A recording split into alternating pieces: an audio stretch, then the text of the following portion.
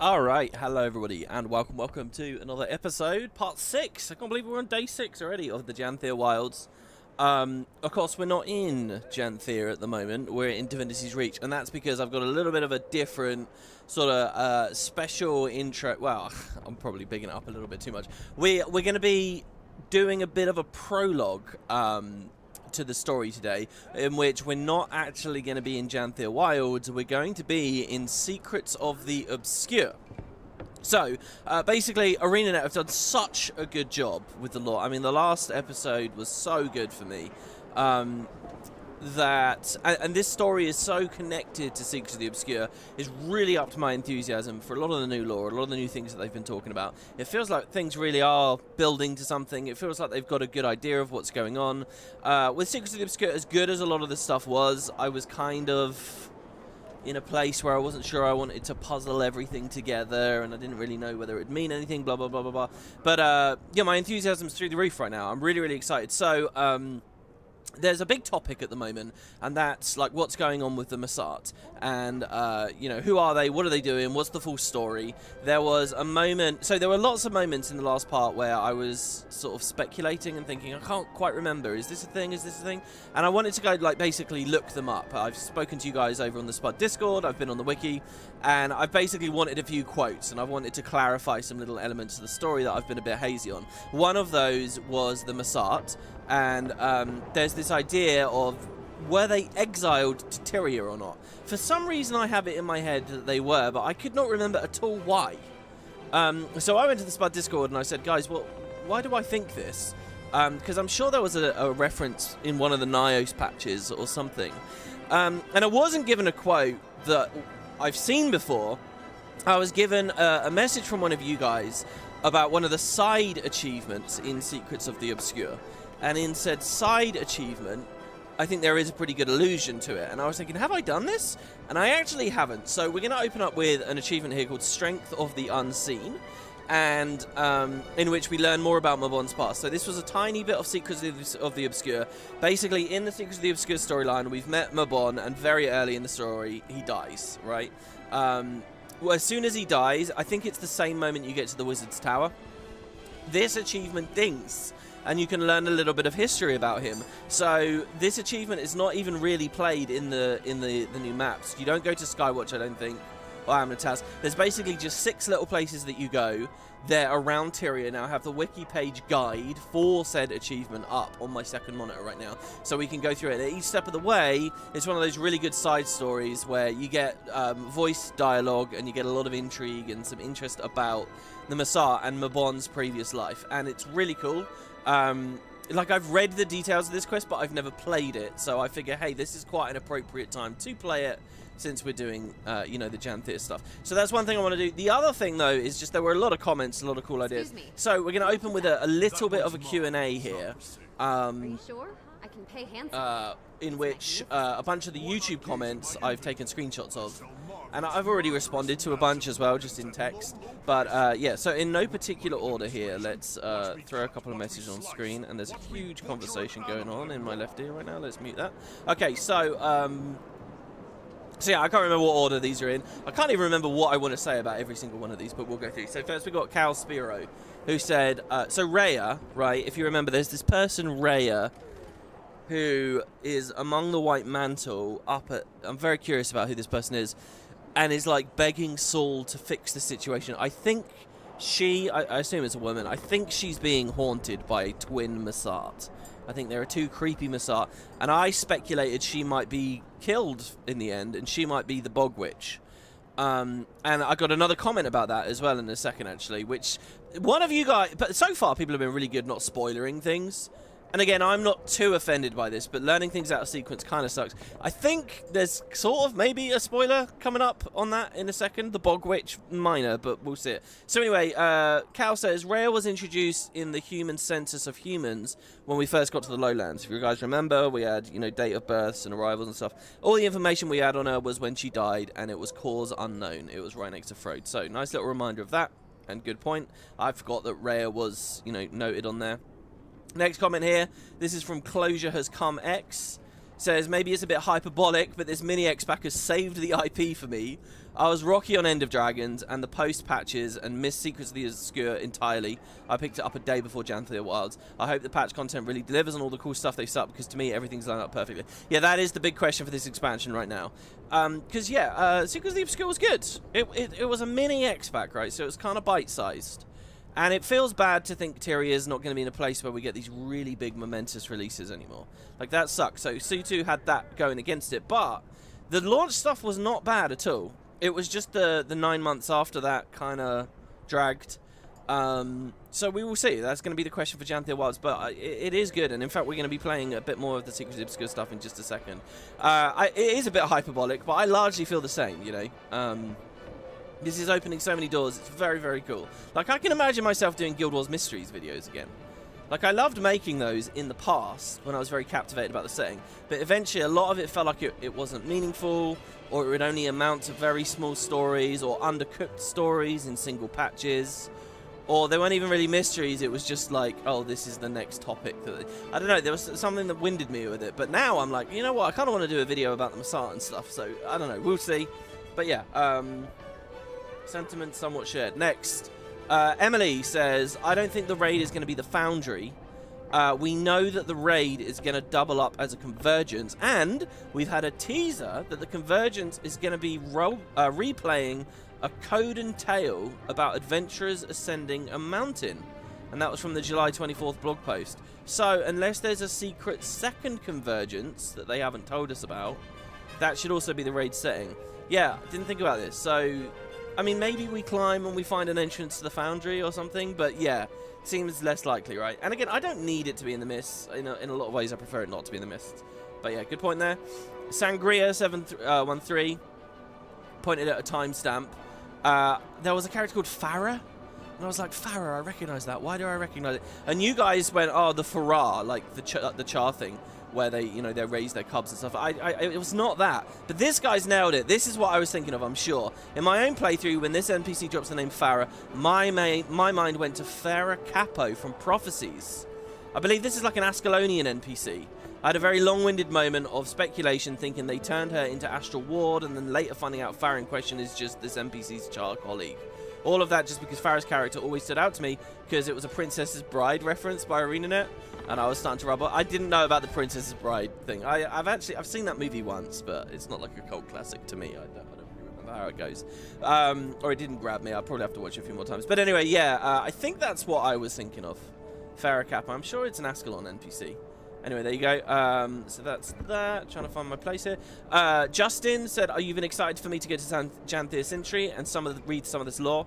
The White Mantle and the Human Gods are my favourite subjects in Guild Wars, and so with all the references to the twins, my immediate thought was it was Ilya and Liss. Though I'm not so sure anymore. Yeah, I don't think it was. There's no way. I really don't think it was. And look, I like lore connections. I don't like. Something like this would feel too small to me. I don't know. This is a tricky thing to talk about and to really line up. But no, I don't like that idea. I've said over and over again as well, I kind of think the more in the distance Lissa is, the better.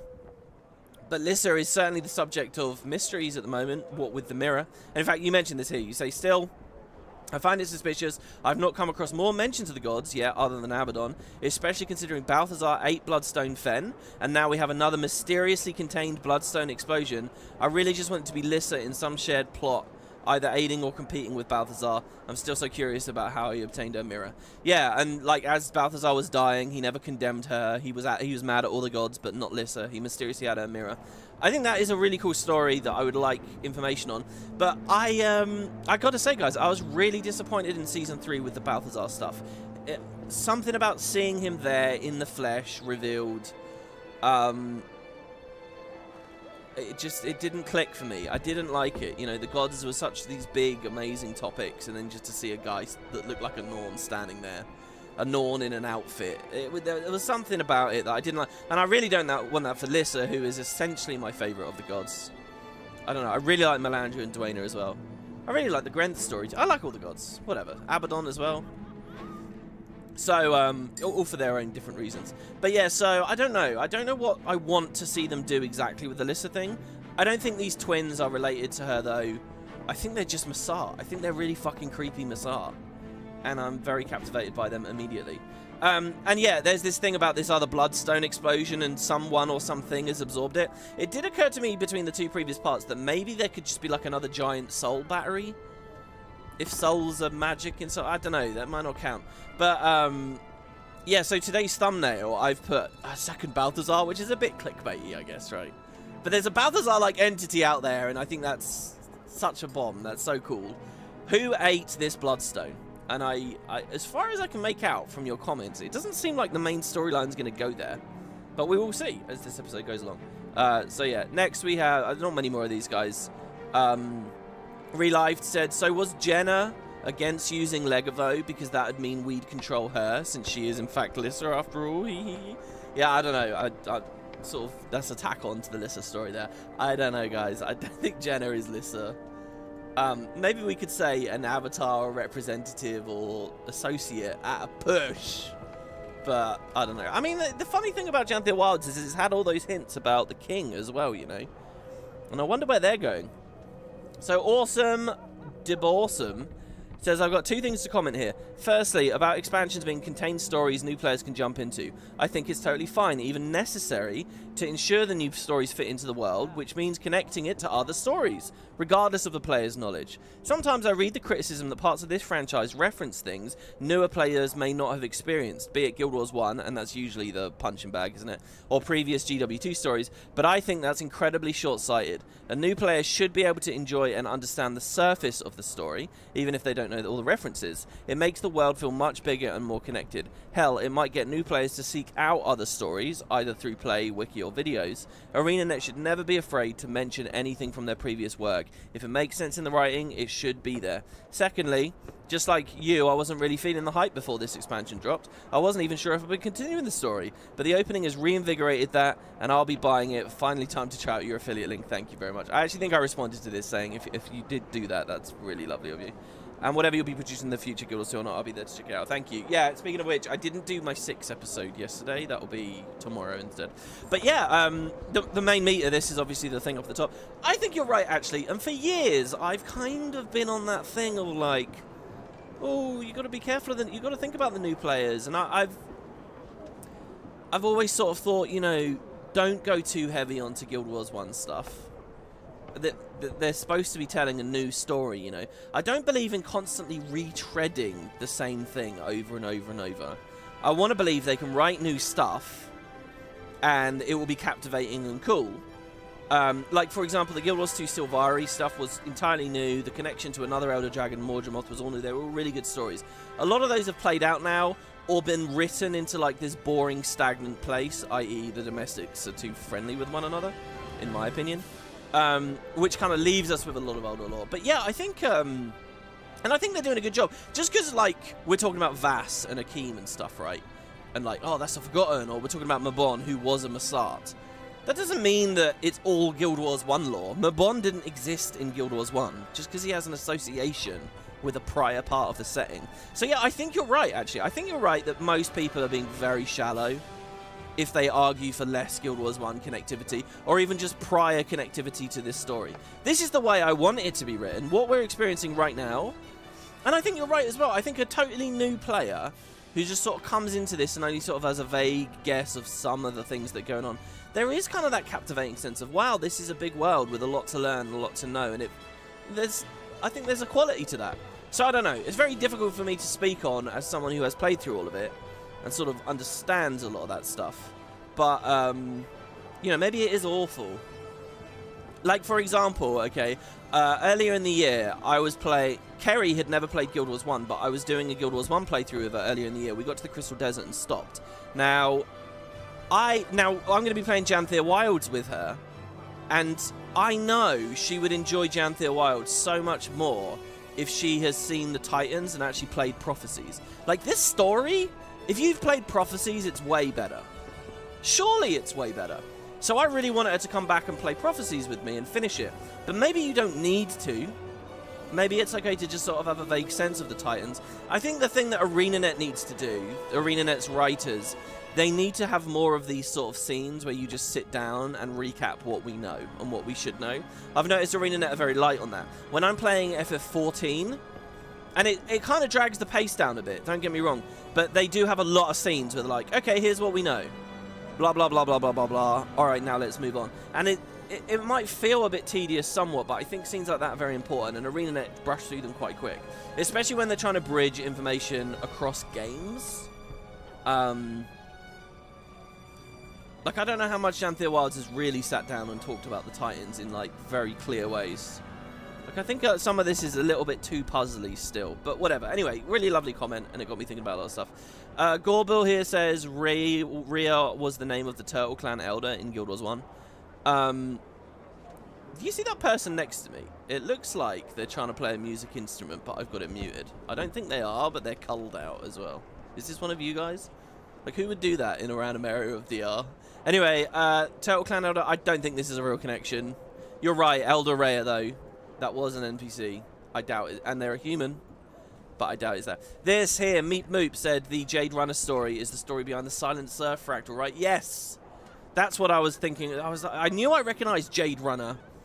It's Silent Surf, and it's a fractal I've played about twice ever, and that's why I could not bring it to my mind straight away. Very good point. And again, that's another cool bit of connectivity. The Scrooch. I always thought of the Massart and Tyria as just a faction. Okay, now this is a really important comment here. I should have started with this one. The Scrooch. I always thought of the Massart on Tyria as just a faction of Massart, or a legion of theirs trying to stop Glint's prophecy. Perhaps there are still more Massart in the Mists, and the whole last Massart thing was just the last Massart on Tyria. I'd prefer the Massart as mysterious mist beings, and some of them every so often messing around in Tyria, rather than them being extinct. Okay, what you just said is the lore. There's a lot of weirdness going. I've noticed this amongst the community, and I blame the Season 3 Livia dialogue for this. A lot of people don't seem to get this. This is the lore. It was always the lore that there are more Massart in the Mists. They were never extinct. When the Titans wiped a fuck ton of them out in Guild Wars 1 Prophecies, they were not extinct. When Lazarus appeared in Eye of the North as the last one, they were not extinct. When Season 3 happened, they were not. They were always more in the Mists. Always, always, always, there were more in the Mists. It's like not a question. See, this was a really interesting comment to me because you're typing this to me as though this is like your headcanon or a speculative thing. It's not a speculative thing. There were always more Massart. They fled and hid from the Elder Dragons. They're out there somewhere. And there's a lot of Secret of the Obscure dialogue about that. We're going to play a quest on it in a second. So I want that to be very clear. If it can't be clear across the whole player base, at least to us in this audience, right? Let's be clear about this. The Massart are not gone. When we're talking about the extinction of the Massart, it is just about Tyria. So yeah.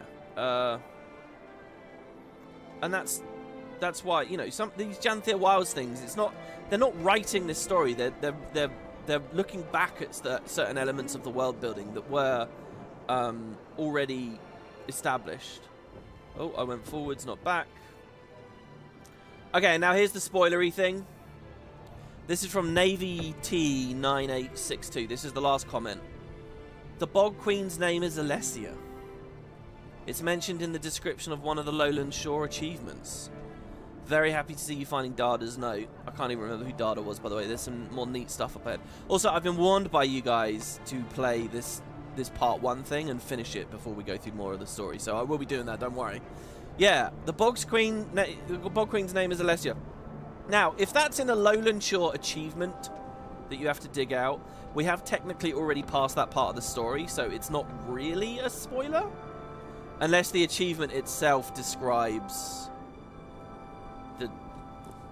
the story of how it's Alessia. So, if you guys don't know, Alessia is a healer henchman in Guild Wars 1. It's like a major character you spend a lot of time with in Guild Wars 1. Is this the fate of Alessia then? Or is it a different Alessia? Like, that's fucked up. That's crazy. That's really cool if that is her fate. The thing is, throughout Guild Wars 2's life, there has been lots of detail about the fates of various henchmen and stuff. I don't know whether Alessia was already explained to have died somewhere else. But yeah, if this is the story, this is the fate of one of the Guild Wars 1 henchmen. Henchmen being like part NPC allies you can bring into your party. That's crazy. I certainly didn't see that. It wasn't in the meta. And it would suck if this expansion has been written such that you just randomly learn that from an achievement description. Like, that's lame. But I thought I'd put it on screen because I read that comment, so that knowledge is in my head now. I can't take that back, so I may as well show it to you guys as well, so we're all on the same page.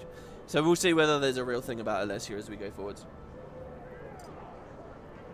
Are the Masatsis exhausted? The same beings? No, the Masatsis are not the same races. They're just ancient races that lived on Tyria before the humans and the human gods got here. They were races active on Tyria at the previous Elder Dragon Rising. Just like there are Norn and Asura, way back when there were Masat and Seers. They're different races. They're floaty and they're spellcasters and they're really powerful, but they went to war with one another and hated one another. In fact, we're going to be talking about that war in just a second. The Exalted are not the same either. They're very new. They're human souls bound to armor by Glint in an attempt to deal with the dragons after she was gone. That's Heart of Thorn's law. It seemed you just basically saw 3 different floating races and assumed they're all the same. Okay, so then I have 2 final screenshots I just want to quickly show you guys. These are from Secrets of the Obscure. So this was a letter from Vass. We read this in the Let's Play 12 months ago. But I'm going to read this here. So this is... so remember, Vass is, I think, the Forgotten. There was a Forgotten in the Wizard's Court. I think they're dead or gone now. I don't know what their fate was. I can't remember. They're not around. I'm pretty sure they're dead. In fact, I think in the Lonely Tower Fractal, they suggest they might have died to Eparch. I'm not sure. Anyway, Vass is gone long ago, but there's a message where Vass was writing to Isgarin here. And they said, while Sorrow, Waiting Sorrow, and I are headed to Ore, and others are still below, I decided you needed a new companion. I'm calling her Mingu. And it's like an undead cat walking around in Isgarin's quarters. If you go to the Wizard's Tower, you can find this note. What I'm interested in, though, and we read this before in the LP before, but what I'm interested looking back at this is, look, Waiting Sorrow and Vass went on an adventure to Ore at some point. And I didn't think much of that before. I just thought about, you know, the mini or whatever. But they, or that it was just, you know, why wouldn't they? They'd probably go on adventures to loads of places. But now that we know there's Coden at Ore, or where at Ore, and they might have died, and all this kind of stuff from Janthir Wilds, suddenly the fact that Sorrow has a actual referenced adventure to Ore at some point, it's really fascinating. So that's pretty cool, and I thought I'd remind us of that. Again, that's courtesy of Discord. And then here, there's an old letter. Similar thing, you find at the Wizard's Tower. This... oh, I warped the dimensions there a bit. This is marked S. This is from Waiting Sorrow as well. And now that we've met the character, it's so much more tangible and easy to read these things. But again, this is from Secrets of the Obscure. So this is from Waiting Sorrow to Dagda. And I don't know whether they were just really good friends or they were in love. Are they just roommates? I don't know, right? But, so here, Dagda. This is from Waiting Sorrow. Talking about how she's going to flee. And again, we read this before, but I'm going to remind us. I must be swift, should Isgarin catch onto my plan before I'm able to depart. I've decided to leave this place. I've been here for 1,000 years too long, I think. My mind hurts and it yearns. For beings that know all, i.e., you know, the wizards, I don't know enough, not about myself. Something bubbles beneath my flesh, swirling in the back of my mind that I can't quite reach. It crawls and it bites. Last time Isgarin heard my reservations, he asked if I wanted to die. It wasn't a hostile remark, but I reject the notion that there isn't a path forward that doesn't involve moving to the next wave of existence. So I depart. I love no other more than I love you, my sister. You're the see, it's like my sister. It's like a familial love, I think. You're the closest thing to a soulmate I need, but I have seen the cards, and I know that you will find another. Just be patient. Find comfort in the fact we are channeling the same stars. Yes, that's a nice little thing to say to a Joan. So, yeah, in Secrets of the Obscure, all this stuff about Waiting Sorrow was very tortured, very sad, and Mabon had a similar thing as well. Both Mabon and Waiting Sorrow, there's like documents of them remembering their past before they ascended, and like a lot of anger, a lot of turmoil and drama and pain there that they were trying to rediscover about themselves. Both Mabon and Waiting Sorrow. Mabon is obviously dead now, but Waiting Sorrow isn't. So in a weird way, I'm actually a little bit disappointed in the Janthir Wilds story right now, in that Waiting Sorrow seems so fucking normal there, and I haven't got to say anything to her. It's like, wow, she came across as a really, like, anguished, interesting character.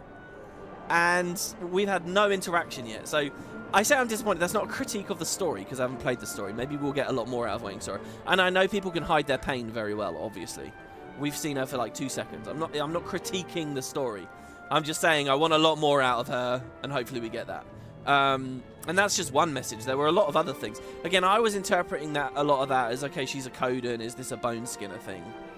But I don't know. Okay, so with all of that done, I want to do one quick side quest here, and that's the Mabon thing. So we are going to play the story Strength of the Unseen. Now, to recap, Mabon died in Secrets of the Obscure, and we're at the Wizard's Tower. And as soon as you get here, this achievement unlocks for you. You can play it straight away. So this is fairly early Secrets of the Obscure stuff. It's just that it's a side quest, and it doesn't have a proper area in the UI. And last year, again, as I've explained, I wasn't sure how much I wanted to get into all this puzzly stuff, and we were vaguely interested. And then I looked at doing some of them, and some of them were just asking for a bunch of events, and I just kind of didn't do them. So for a year, I haven't done this, okay? I have read the information that comes from it on the wiki, but I haven't done it myself. So let's play it, okay? This is an insight into Mabon's backstory, and therefore the rest of the Masart, and I think it's going to be very, very instructive and cool for the Janthir world. So here's the collection. We get these kind of cool icons. They're all like golden orbs. This is actually how you unlock the Mabon relic, which I've used a bunch of in PvP, or tried when it came out. And it's a really good example of just another badly made relic, in my opinion, but let's not get hung up on it. There's a weapon here called the Strength of the Unseen. And, you know, it's golden and shiny, and I think that there's something, you know, there's kind of gold aesthetic to the Masart I want to cling on to. I love it, and it feels like there's lots of elements of it anyway. So, basically, learn more about Mabon's past and his impact on the Astral Ward. Now, you'll see I've done one of these. This was in the Secrets of the Obscure playthrough last year, Mayor's Morning. Now, what was this? This is a Tengu. I can't remember where. There's a Tengu here at the Wizard's Tower, and you just press F on them, and you can say, tell me about Mabon. It's like doing this, right? I can't remember exactly where they are. Now, the Tengu says barely anything. And in fact, I can read it to you right now what the Tengu says, because I'm on Wiki. You guys can't see me scrolling this. But the Tengu says, I say to the Tengu, can you tell me a bit more about Mabon? And the Tengu says, I will try. And we say, just say whatever you're feeling, thank you. And then the Tengu says, I'm sorry, well, he saved me. When I was in the Dominion, he... ... I'm sorry, I'm not ready to. He can't be ... So this was a Tengu, and that's it. That's the whole story. So this was a Tengu that was mourning the death of Mabon. A Tengu from the Dominion of Winds, by the way. Not Caladris, which, you know... We were talking in Discord about this. I basically said, Caladris is an okay character, but when I think of the Dominion of Winds Tengu, I think of that amazing, like, Japanese accent. I think of, you know, their stoic, badass, interesting nature. And then the one representative we get of them is just another West Coast sounding, bubbly, young American girl. And it sucks. That's, like, I kind of like Caladris. I'd probably enjoy having a fun, naive adventure with them. But that's not what I want from the Dominion of Winds Tengu. And in Discord, they were speculating that maybe ArenaNet don't like doing... Like, with the Lagos, you don't get the thick, like, Russian Lagos accent anymore. And a lot of those accents have gone. I don't know why. I always assumed it was a voice acting thing, but in Discord they suggested it's because of, like, cultural appropriation or something. I don't know. I don't know about all that. I will be very sad if we don't get any more really badass sounding Dominion of Winds Tengu, I have to say. Anyway, there was a Dominion of Winds Tengu we spoke about here. And also, one final thing, with the Lagos, here in the Janthir Wilds, we had a moment in the story where they said, oh, we have a member of the Astral Court, the Wizard's Court, is going to go meet with the Tetio's houses, remember, earlier in Janthir Wilds? And I said, oh, that must be Saya. Actually, probably not. If you remember, again, last year, when you beat the Amnitas meta, standing on the platform up here, you meet a bunch of characters that otherwise aren't in the story, and there's a Lagos. There is a Lagos member of this society. And so, actually... When we look at the Janthir Wilds thing, saying, oh, we've got a representative that's going to go to the Tetio's houses, it's probably talking about this Lagos, not Saya. which is amazing, actually. I think really cool because, again, it's that thing. If Sire is one of the only characters we have, oh, of course it's going to be Sire. It makes the world feel small. But no. It could be this other Lagos. But again, this other Lagos doesn't have voice acting, and I hope that also doesn't just whine. I really hope we don't go to meet the Lagos one day, and they all sound like fucking Caladris again. Like, ugh. But whatever. All right, that's all a bit of an aside, which I may as well just mention because, hey, this was another Dominions of Wind Tengu here. So let's learn more about Mabon here. And let's do this storyline, shall we? So step 1 is called Callan's Morning. And each of these is just speaking to an NPC, so this isn't too long here. Callan's Morning. So we need to speak to a character at the Bastion of Strength. Okay, so let's head on over there. Oh god, it's just occurred to me that some of these might be locked to after events, which would be awful. I really hope that that's not the case. I have skimmed the wiki page. And it doesn't look like it. It's amazing. Really, there's a thing here? Because I explored the shit out of this place on those streams. Can be found near the Bastion of Strength waypoint, northeast of the nearby tower. And I do have a map. So this is the tower. Ooh, wait, Bastion of Strength. I'm at the Bastion of Knowledge. This is the Bastion. No, that's Bastion of the Natural. Bastion of Strength. Ah, I see. We're going like here. Okay, I got it. Also, hello everybody in the live chat. I can finally, now that I've gone through my whole preamble there, however long that was, I can finally start responding to you guys. Oh, we don't have Skyscale bound though. I'm going to need to bind it, guys. Sorry. At the end of the day as well, I don't think the map exploration's been that great without the Skyscale anyway. I'm still not too... I feel like... the exploration qualities of the game are still not quite where I want them to be. Like that guy saying they're reinvigorated, save the IP or whatever might be a bit hyperbolic. Like as far as the lore is concerned, I think this expansion won. And this combined with Launch Secret of the Obscure definitely has. There are other elements of the product that I still think still have a lot of like misgivings about. Oh god, come on. Trying to just dive out here. I just wanted a bit of height from that ley line. So do we climb up the tower? Or is it just at the base of the tower? I guess we don't climb. Maybe it's just at the base. Let's dismount and see. Well, could it really have just been on one of these crates down here? Ah, it was. It was this guy here, Callan. I can see why I missed it. The icon is not there. The side quest icon isn't there. And he just looks like any old NPC. Okay. Wayfinder, how are you doing? What can I do for you? Actually, Callan, I was hoping you could tell me a bit about Mabon. Mabon, what do you want to know? Oh, it's not voice acted? Anything. I'm trying better to understand who he was. Oh, it is. Oh, no! The best and the worst of us. He listened to me. When I first joined the Astral Ward, I was not kind. Or empathetic. I was strong. That's why Iskaran took a liking. I just wanted to hide from the world. Mabon and Vanak took care of my training. And Mabon, well, he saw right through me. He helped me forgive myself. He helped me forgive my mother for letting the white... I wasn't always a good person. Neither was he. He was always honest about that. But the Mabon I knew near the end was good. Earnestly good. See, do you remember what I said in the previous part? It would be nice to hear that Mabon actually did do terrible things with the Masat. I like that. I think that's a much more captivating character. It's kind of the Parthenax thing, you know. Is it better to be born good or overcome... Or to become good, overcoming your evil sides, or whatever the fuck the quote is. I'm a poet, aren't I, guys? So yeah, I like this. I like the idea that he did have that, but he sort of progressed as a person, and he taught other people too. There's also a really cool little note there as well about Isgarin, again, just sort of seeing strength and not looking too far beyond that, and danger coming from that. Like, I like Isgarin. I find him to be very pragmatic and fairly infallible, to be honest.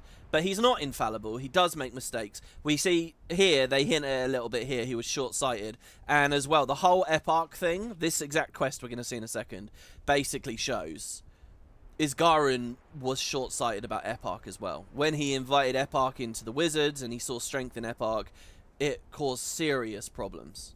Now, can Isgarin learn from that, and can Isgarin become a bit smarter and, you know, be more careful about strong entities and looking for their good sides? I hope so as well. Like, I don't want Isgarin to just be written like a clown eventually, where he's just, oh, look at how stupid he is and short-sighted, blah, blah, blah, blah, blah. Like, because this thing about he's happy to use the Scepter of Ore, my instinct is to trust the 10,000-year-old entity that has many dangerous relics. My instinct is to say, okay, yeah, maybe, look, if he thinks it's fine, then it's probably fine. But I feel like they're going to do a thing where it's like, no, he's too slapdash about his decisions. And that's kind of good in that it plays into why the fuck he didn't help with Nightfall or the Elder Dragon stuff or the Balthazar stuff. But yeah, anyway, I'm getting a bit too off the track here. So there you go. I think Mabon would have been honoured. Thank you. So we get a little bit about Mabon there, that he was kind in the end, but maybe not always. Next, there's a character called Ithil, who is mourning for Mabon as well. Now, Ithil is at the Astral Ward training grounds. Also here at the Bastion of Strength. We're looking like here-ish. So very close. I didn't even realise this one was so close. Poet Laureate Weepy. I like that. You know, I used to on Twitch have a bot that would put quotes down. I would have added that as a quote. Poet Laureate Weepy. That's amazing. Currently something is spoiler territory for me. Oh shit. My no, surely not. My controls for the sky scale have swapped at some point. Also, I'm climbing when I might not needed to have been climbing. Down here in this corner. Here we go. Wow, these NPCs really are tucked away, aren't they? Of course, we have the benefit now. Can I just say, a massive applause again to the wiki community that have got all these amazing guides and information out there. I do find the wiki is a bit tricky sometimes. People will put suppositions about the lore, or they'll read between the lines in the lore, but it's not actually substantiated. So there's a bit of a conversation going on in the Spud Discord at the moment about whether Suwon really did create the world. And to me, from what I can see, first-party sources, literally stuff that is in-game, all I see is evidence that Suwon created the world. It's really quite explicit as far as I can see from the End of Dragons dialogue. Now, apparently there might be other details and things out there that round it out a bit more, but I think the wiki's written in a certain way at the moment where it suggests that, I don't know. Sometimes the wiki could be slightly off, but with shit like this, I mean, it's amazing. It was really incredible.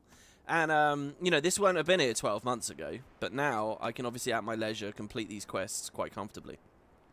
And by the way, I think that's a problem with the game's design. I don't think this is good. I think this stuff should be transparent and simple for every player. I don't think I should need a wiki to follow and track and do this comfortably. I don't think it should be too arcane. These are all just long-term consequences of ArenaNet not doing a real quest log. You know, and this stuff isn't replayable, and ugh. Anyway, at least we're capturing it at least once here on a stream. So, finishing a great book can be heart-wrenching because you don't want it to end. But would it be better not to have read it at all? I don't think so. I often think about this with Lost. Because Lost was my favourite show of all time when I was first watching it. But now that I've seen it and know where it's going and how it ends, it kind of ruins it. I think a lot of people, just seeing how terrible it was and how badly it was written ultimately. And I think a lot of people have that with Game of Thrones as well, 10 years later. Speaking of stories, but you know, yeah, so I don't know. Anyway, speaking of stories, I was hoping you might have some about Mabon. Ah, I certainly do, Wayfinder. I'd be glad to share something about him with you. Okay, and I'd be glad to hear it. What do you got? We will never do better than Mabon. He recruited me himself, you know? I woke up screaming. The teachings of Antari didn't tell us anything. I joined the Nightmare Court. Oh, look, these are all bad people being redeemed. That was just before you put Modramoth to rest. Vowlin was... Holy shit. I never went to Maguma. I left the court before things got bad. But I did hear his voice. Pain was... Have you ever fallen into the geysers at South Sun Cove? Mabon found me, writhing beneath a tree in Brisbane wildlands. He and Narcisse nursed me back to health. I told him my story. And he invited me here. A new story. It won't be the same without him. I like this. He's got his own bad past that he barely remembers. And he's found these other people and saved them and redeemed them in various ways. This is a Nightmare Courtier at one point. The pleasure was mine. Also, great to hear a little bit about Fowlane there. See, I mean, look, even Secrets of the Obscure, when you looked at it, was firing on the same level that Janthir Wilds is here. So, then we've got Mabon's journal, okay? And this is in his study. We could not read this before because we hadn't progressed the story to this point. And it was locked. So, let's go back to his study now. We've obviously been there many, many times. Actually, it's not in his room. It's... Oh, yeah, it is in his room. Apparently, Mabon's room was above Isgaren's.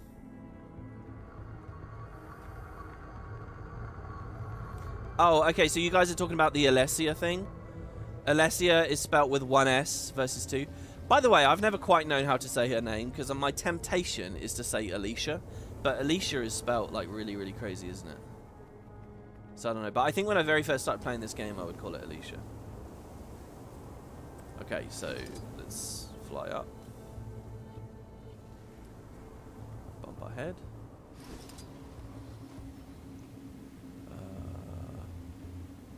I feel like I'm not at the right place. Do we need to go even higher?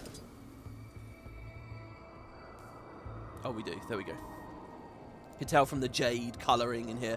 And yeah, by the way, someone pointed out that a lot of this like jade Massart stuff is built into the buildings up near Gavril and stuff. Don't know really how much meaning that has, but yeah. Okay, so here we go. An age journal. So this is a routine check on Mabon Market. Oh no, we have read this. Wait, is this the right one then? Or were you supposed to do a different one? So yeah, remember as well that before Secrets of the Obscure, there was here at Caledon these old Massart ruins. Like the ruins of the unseen, they called them. And next to it was the Mabon Market. And then the character Mabon, and they revealed this connection. I was ranting and raving about how cool this was last year. Is this just the same thing again? I'm going to click out of that. No, no, no. Or is it? Maybe I just need to click through and it will do? No? Didn't think so. They never tend to do stuff like that. Let's see. Mabon's journal item is found on the upper floor above Isgaren's quarters. Once you've interacted with it, it will add a journal item to your inventory you need to double click and read. Let's type journal. No, that's a note to Arena. I might not be in the right place. Let me check Wiki here.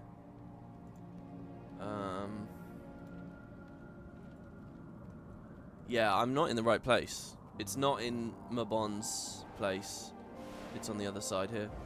Yeah, that Mabon Market thing, I was like, well, I'm sure we've already read that. Oh, here we go. And we actually get an icon for it as well, I think. No, that's a message to Dagda. That's probably to do with one of the other quests we haven't done. It's saying right in the corner here. This letter, maybe? No, that's the weathered letter. No, that's to Isgaren from Vass. Well, sorry, yeah, the thing about ore. If I'd known I'd be finding that, I wouldn't have grabbed the screenshot. Wiki is saying it is here, but in a room there. So I'm going to go up and then work my way down, because it will be easier to... Like, maybe it's up there. The Wizard's Tower is obviously full of just so much crazy shit. Ah, here we go. Mabon's journal. Way out in the corner here. There you go. Get the journal. Type the name. Double click. Voila. Okay. We got a party request. Alright, let's see what this says. The edges of the paper are burnt to a crisp, as though Mabon had tried to destroy this journal. A brief, broken paragraph is preserved at the bottom. Isgaren and I are... Gendaren. It's been goodness knows how long since I walked these grassy plains. We've come a long way. And though that day is barely a memory, after the Divchanava? My ascension, Seer. I may find myself in Frostgord. Waiting sorrow is there now, watching the remaining Coden settle. I mean, look at this. Look at how Janthir Wild's related this seems. So, what the hell is the Divchanava? That is not burnt in any way. That is a full quote. Divcianava or Divchanava? Is this Greek in some way? Does anybody know? I'm not really sure how to interpret this one. But there you go. That's his journal. I'm not sure what it's telling me. Why did he try to burn that? But he mentions here Waiting Sorrow in Frostgorge Sound. And indeed, that's where our next thing is. Okay, we're going to start tracking his movements now. So, we've got two places we can go. One is the Ascalon Settlement, which is amazing, by the way. And the other is at Frostgorge. So let's do the one at Frostgorge here. We're looking for this area here. And somewhere off on the cliff to the side over here. I mean, look at this. How was I going to find this? I mean, fucking hell. Like, look at this. Mabon's journal here. There's no UI for this. How long did it take people to find this? He fixates when he's bored. But boredom means that we're not running from other Mersat or moving out of a dragon's path. We're currently settled above the Northern Isles, so Isgarin can watch the Coden again. They migrated south already. One has taken refuge with Voss, the Forgotten that Isgarin is courting. She seems curious about us. They both do. It does make me wonder what his goal is. We organize. We build. But we are only two, for now. I was reading about Sidoni in the archive, leader of the Seers during the rise against the dragons. When he decided to pull back from the assault on Zaitan, I wonder if he knew the consequences that would evoke. Even if that choice was likely the wiser one, we still feel the ripples of that decision. Most likely we'd be dead. Maybe the Mersat wouldn't have fled, though. The Seers wouldn't have declared war. Isgarin is fearful of intervening with the dragons. Sidoni stopped him that night. Will be here soon. Warn the others. Find help. I remember that morning, I will not think. give in easily. Flickers of sunrise. The carnage revealed. Zaitan's call. Quickly. Thankful that I don't remember the loss. I feel it, but I don't remember their faces. Should I? Quickly. Isgarin possesses an urgency that I can't place yet. We're too weak to fight a dragon, he says. Yet we fortify. It's as if he's both wounded and killing time. Maybe I'm projecting. He's wounded and killing time. Ice Brood! Quickly! Quaggins must hide! Ice Brood! Quickly! Quaggins, but there's that there. I couldn't sum up the Guild Wars 2 experience any better. Fascinating ancient lore. Meanwhile, Ice Brood! Quaggins must hide! Fucking firing in the background. Brilliant. Amazing. Did that event have to spawn right then and there? By the way, I've done this event for one of the Precursor collections, and it does not spawn that often. So, fun stuff. Alright, okay, the amount of subjects that they go into there is incredible. First of all, Sidoni. Right. So, I mentioned there was this other seer. Okay, Isgarin is a seer, obviously, and you'll notice there are no other seers around. Isgarin is the last seer. And I remembered Secrets of the Obscure did talk about another seer, Sidoni. And my memory of it was that Sidoni was the penultimate seer. Is also dead now. And I think there's some lore that Sidoni got assassinated somewhere. I'm not too sure what that detail is or where it comes from, but I think that there's a detail that Sidoni got assassinated. But, so you guys in the YouTube comments have said to me, hey WP, I don't know whether Sidoni really is the penultimate seer. But look, the deal with Sidoni is that Sidoni was the leader of the seers back during the previous Elder Dragon Rising, so 10,000 years ago.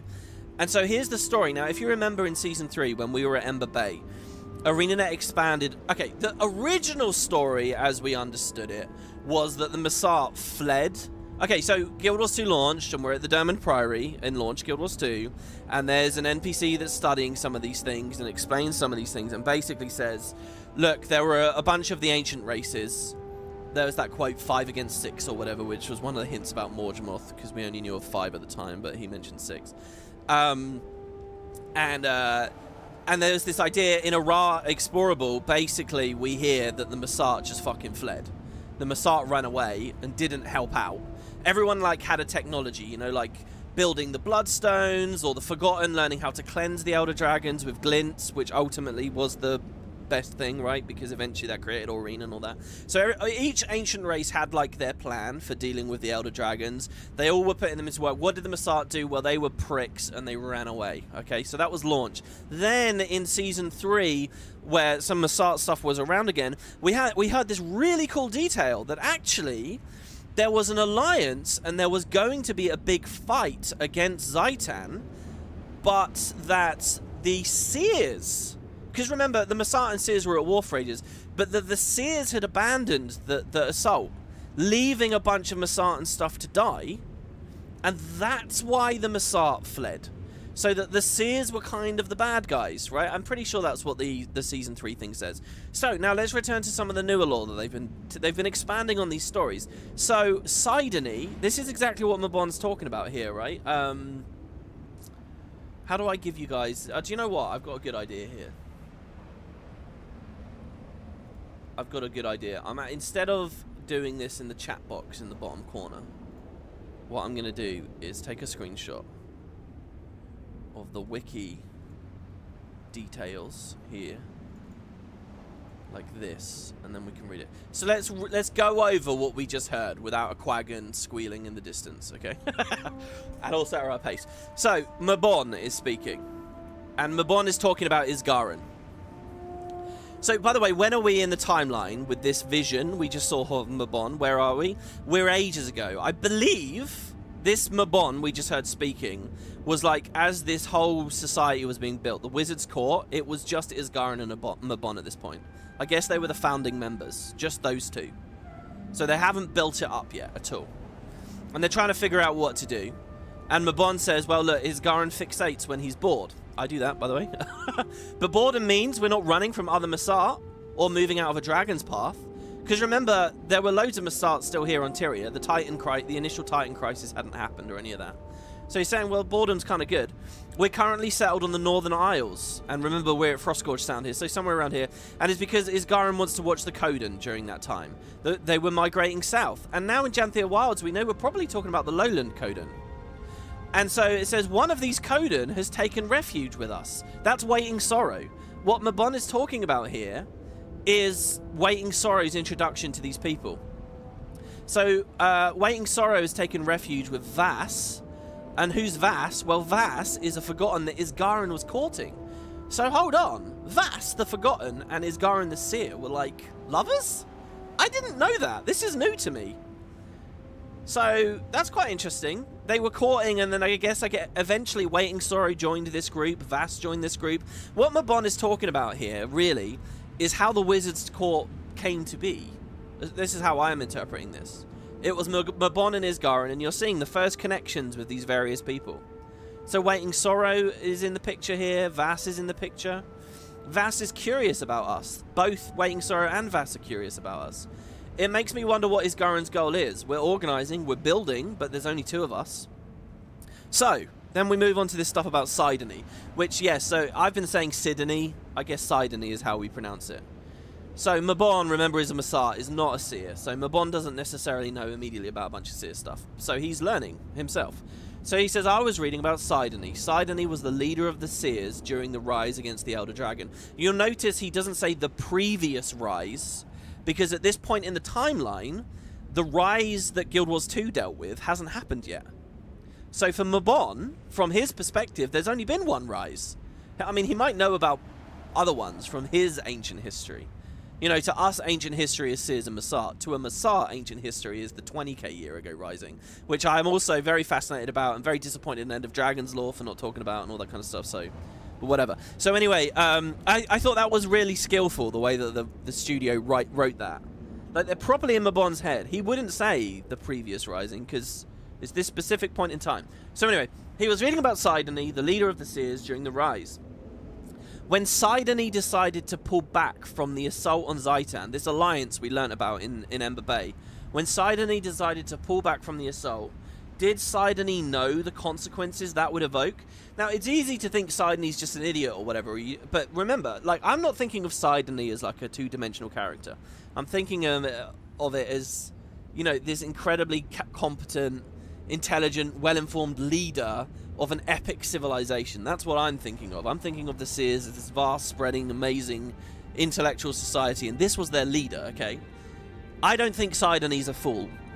And so Sidoney basically initiates the betrayal. For all these years, the Masat looked like bad guys.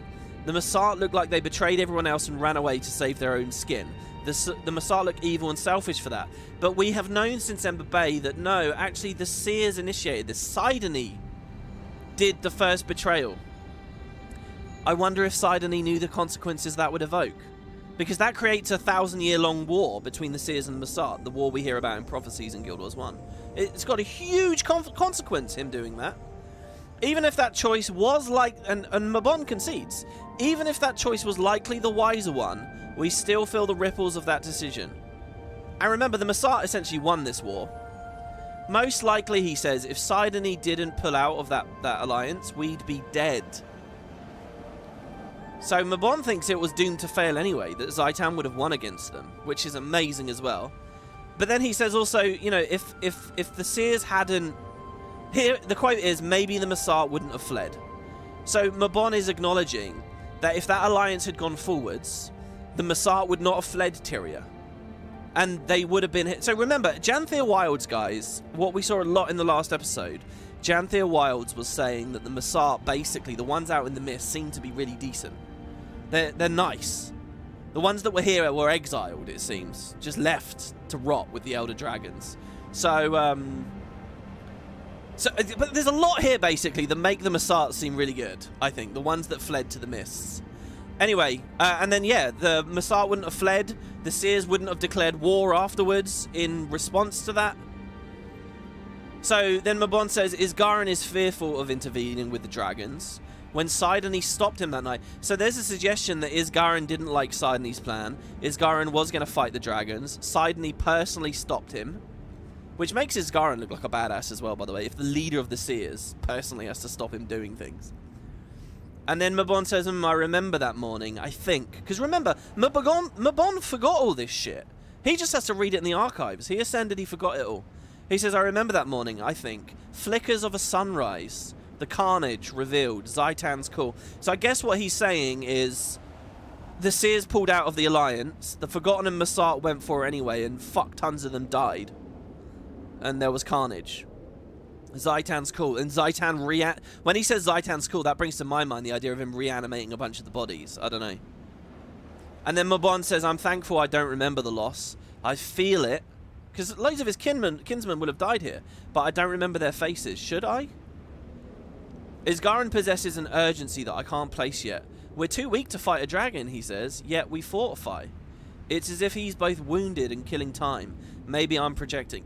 I mean, look, this is Secrets of the... This is really cool. There's something deeper here about Isgarin's character that I don't think the games have really gone into yet.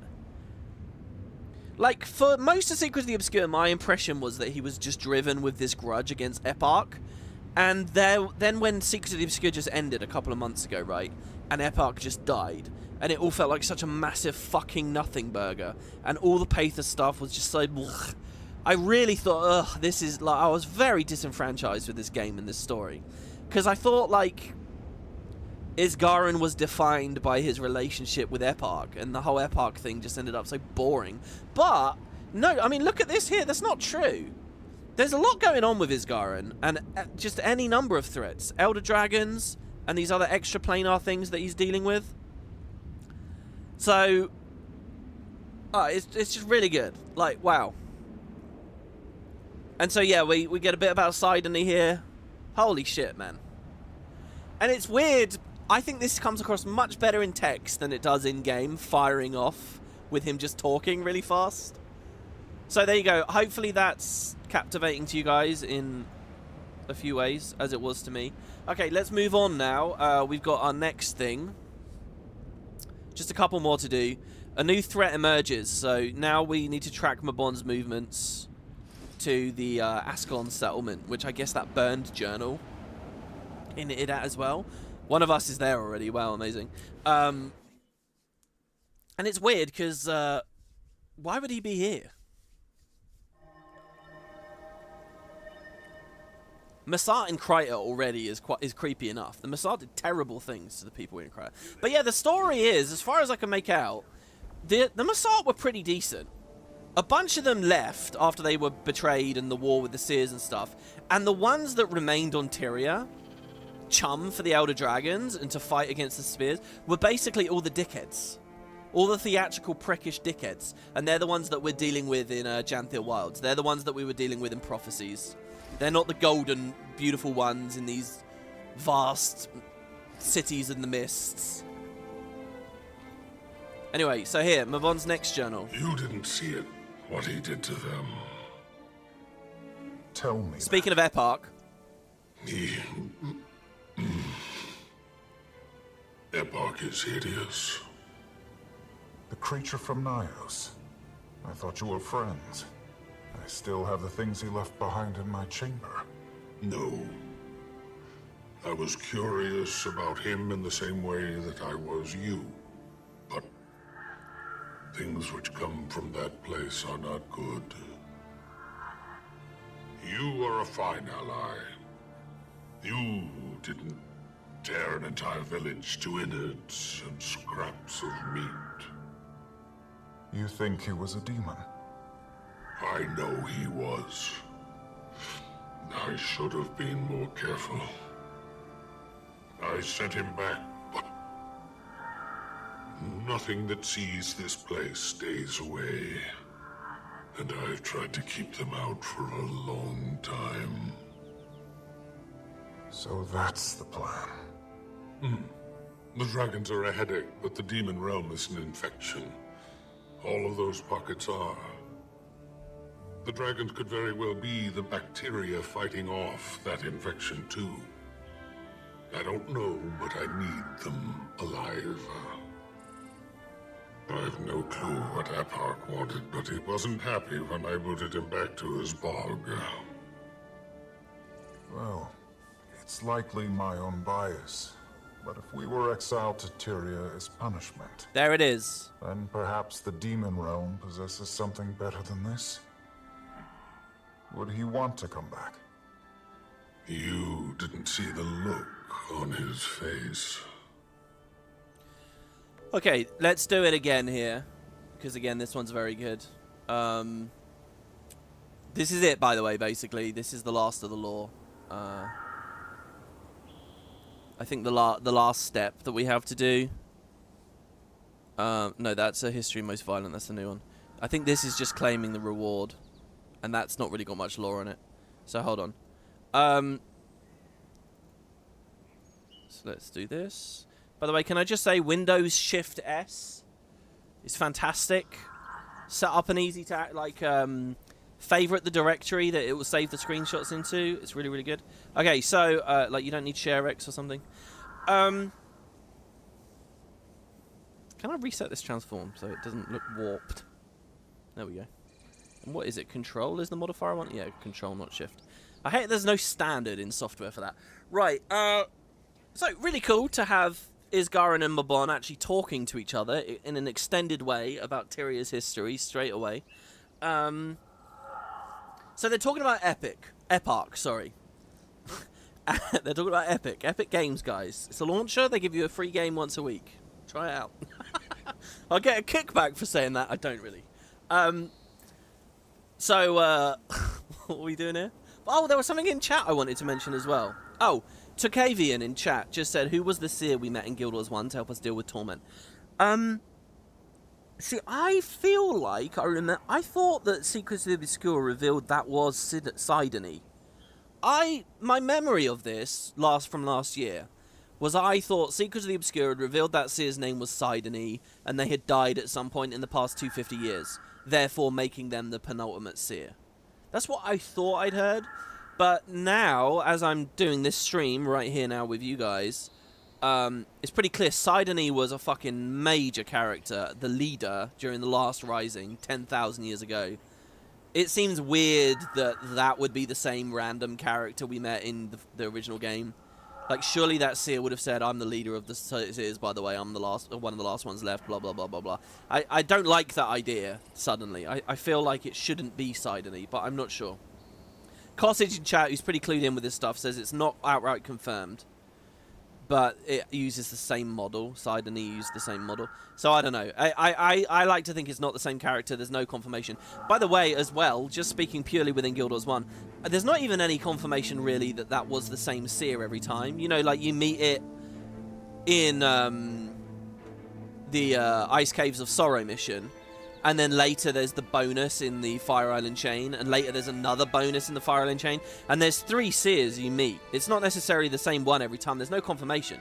You might have met 1 Seer in GW1. You might have met 3 Seers in GW1. Also, remember that in the Warring Crater in GW1, there are a bunch of Asura at the Divinity Coast, where Divinity's Reach will eventually be founded. Zin and Blim are fucking dissecting a Seer. They managed to kill one, and they're dissecting its body to get at its infusion, which plays into the Warring Crater in Guild Wars 1. So, you know, one died around there as well, which is a major story as well. But yeah, so, right, let's deal with this again. So we're talking about Epoch here. Isgaren's referencing some terrible thing that Epoch did. He calls him a creature from Nyos. He says, I thought you were friends. I still have the things he left behind in my chamber. And Isgaren says, no, I was curious about him in the same way I was you, but things that come from that place are not good. You're a fine ally. You didn't tear an entire village to innards and scraps of meat. Now, what village is that? I don't know. I mean, is it... Why are we at the Ascalon settlement? Is it now flooded in the water down there or something? And Mabon says, you think he was a demon? And Isgaren says, yeah, he was. So Mabon seems to think stuff from the mist, they're not all demons. And Isgaren said, look, I should have been more careful. I shouldn't have recruited a demon, basically. So like I said just now when we started this quest, you know, there's this thing with Isgaren where he's a bit short-sighted. And here's him being short-sighted with Epoch, and it causes a lot of problems. So, also, by the way, there's a suggestion here that Isgaren took Epoch. Like, Epoch couldn't have come to Tyria without Isgaren. It feels like Isgaren plucked Epoch out of the mists, showed him Tyria. It was bad, he sent him back, and this conversation ends, he says, no, look, he's had a taste of it, he'll want to return. Nothing that sees this place, Tyria, stays away. So, Janthir Wilds has talked a little bit about Tyria being like a special realm or something. I think ArenaNet are going to have to explain that in a bit more clarity and do that hopefully in a cool way. And how that combines with Sue 1 making it, I don't know, but, I've tried to keep them out for a long time, so that's the plan. So yeah. And Isgaren says, yeah, look, the extra planar invaders are a big problem. He says the dragons are a headache, but the demon realm is an infection. All those pockets are. So not just Nyos. Nyos is a problem, but all those pockets of reality in the mists, he calls an infection. He says because remember, he's a seer. He's literally native to this land. The dragons could very well be the bacteria fighting off that infection too. So there's this question of why didn't the Elder Dragons like to go into the mists and go to those other planes? Obviously Kralkatorrik, when he started going completely mad, did. But, like, maybe the dragons were a method of defense, you know? He says, I don't know, but I need them alive. He needs the dragons alive for now. To regulate the magic, to whatever, to make sure that Tyria is safe. Before he's built the World Spire and all that. And then Isgaren says, I have no clue what Epoch wants from Tyria. But he wasn't happy when I booted him back to Nyos, his bog. And Mabon says, well, okay, so... And Mabon says, are you sure about that? Maybe he wouldn't... Maybe he likes Nyos.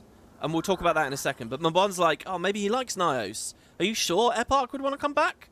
And Isgaren says, you didn't see the look on his face. Now, to those details, I don't know what the fuck to say. if this episode was 12 months ago, before the post patches, the Nyos patches, I would say, oh, cool, the post patches are going to deal with this. It's going to deal with Epoch's real motivation. Why does Epoch want to be on Tyria? Why is this Cryptis invasion happening? Oh, it's going to be fascinating, blah, blah, blah, blah, blah, blah, blah. You didn't see the look on his face. I can't wait for that reveal from Janet. That's what I would have said a year ago. Except the Janet comment, right?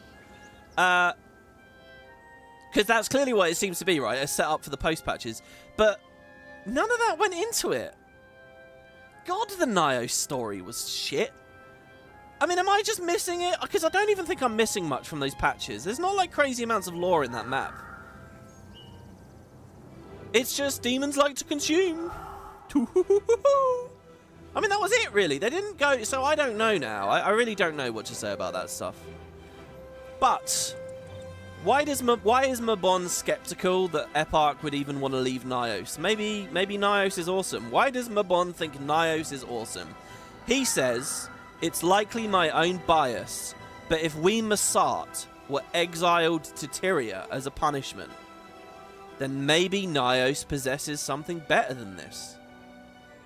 Maybe Epoch wants to stay there. I mean, Christ, if my people have exiled us here and ran off to Nyos, maybe Nyos is awesome. That's what Mabon's saying. And that there is a tangible first, there's an actual source from within Guild Wars. Mabon is saying right there that the Masats who are living on Tyria are living here as exiles. And I believe the story is, and this is quite clear to me, maybe you guys have other thoughts, and drop your YouTube comments and the chat comments if you like, but it seems to me that 10,000 years ago in the previous Elder Dragon Rising, the ancient races were unified, they were going to fight Zaitan, the Seers opted out, and so then the Masat leaders were like, fuck this then. We're going to go live in the mists. And they go to live in the mist, and as they're on their way out, a certain subsection of their own people, they're like, do you know what? You're a dickhead. You're a prisoner. You're a bad person. We're leaving you behind.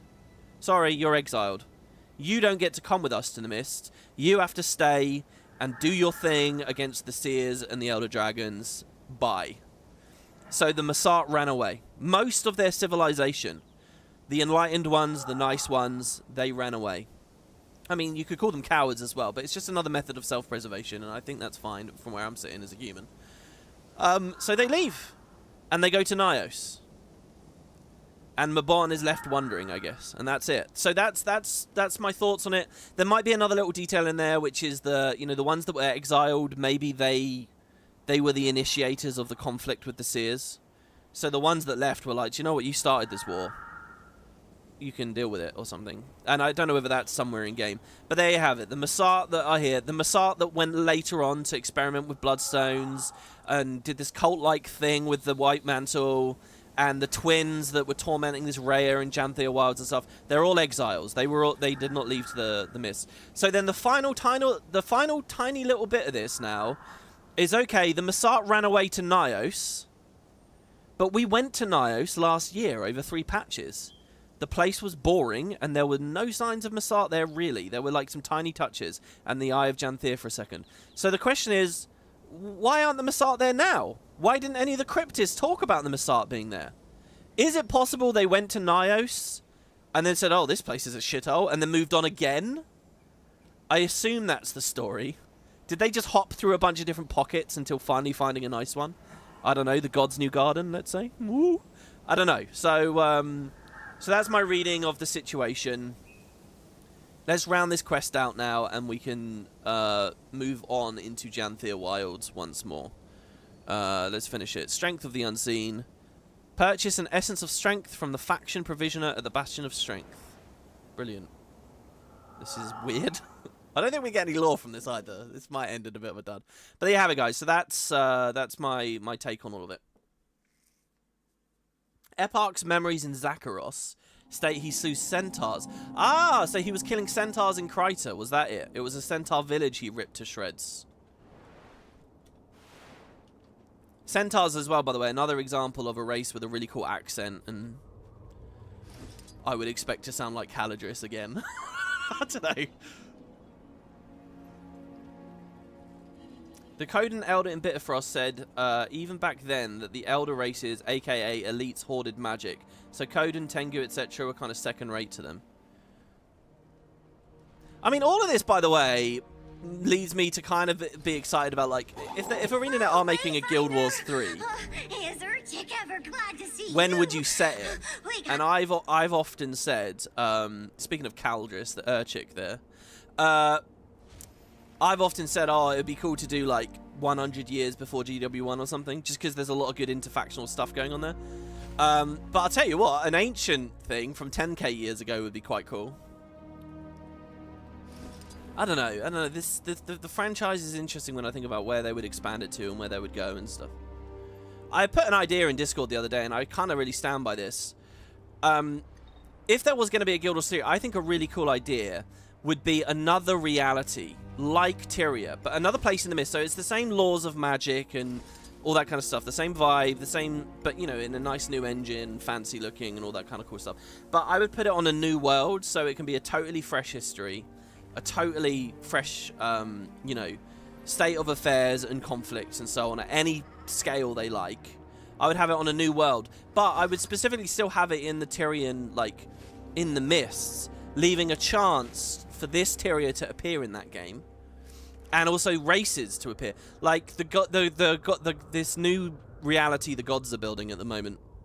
Who's to say there can't be Norn there? You know, that they might have taken some Norn, they might have taken some Asura. So you could have a Guild Wars 3 featuring the Norn and the Asura and dwarves and humans. It would still feel like Guild Wars. It would still have a lot of the mainstays of Guild Wars. But the politics and the geography and the size of the nations and all the power and all the intrigue can all be totally fresh and new. And totally disconnected from Suwon and the Elder Dragons and all that stuff. And I feel like that could be a very cool fresh... That's a way of having their cake and eating it too. So when I think about Guild Wars 3, that's kind of the setting I think about more than anything now. Because you got a problem if they do anything in the past, whether it's 100 years before Guild Wars 1 or 10,000 years before Guild Wars 1. The history is already set.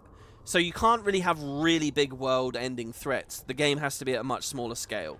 It has to be about cities and, you know, smaller populations. Otherwise, the history books would have detailed this stuff, you know. So you're limited going into the past in a way that's quite unfortunate. So the best escape valve, I think, is via the mists.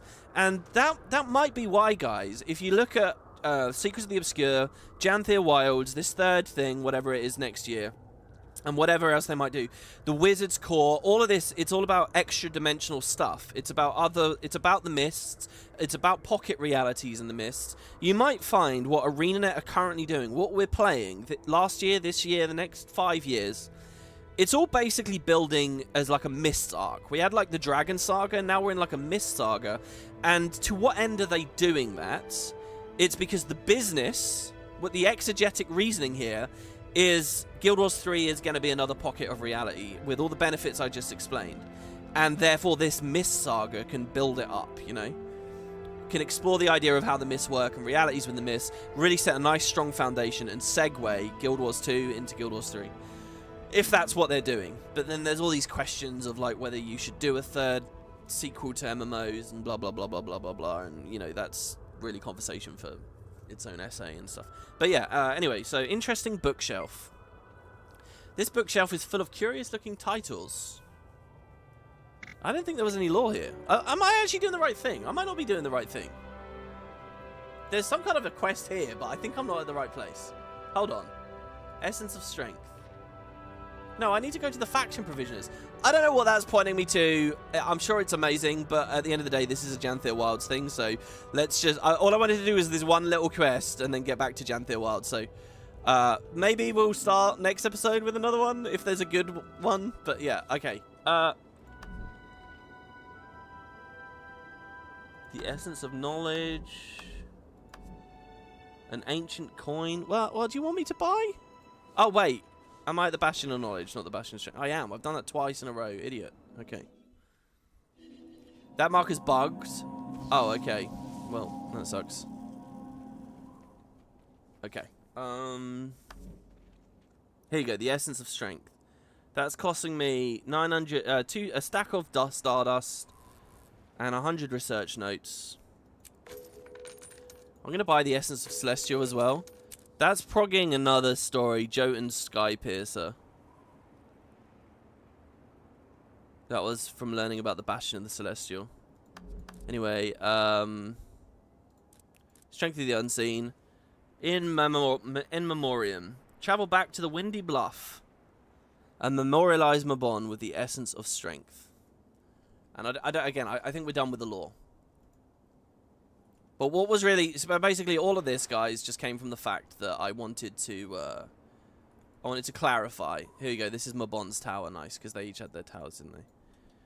Whether the Masat were exiles, and so on. And who knows what they'll reveal in a second. I really want just all my keybinds back. I guess Sky Scale for now. We can updraft on Sky Scale.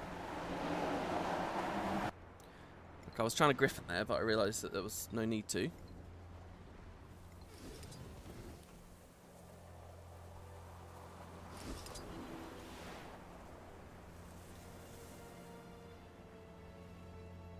And then... yeah, just climb his tower, I guess, which would be this one. And it's the Mastery Insight up there. I'm going to need more juice, so let's land real quick. We don't have the Bond of Vigor. So we climb. I need to hold space, not left control. And clamber again. Okay, and if we couldn't have made it there, I would have landed on the other thing. Do you wish to remember Mabon at this insight of mastery, exemplifying the essence of strength? Sure. There you go, Strength of the Unseen complete. I get the sword. I get the relic.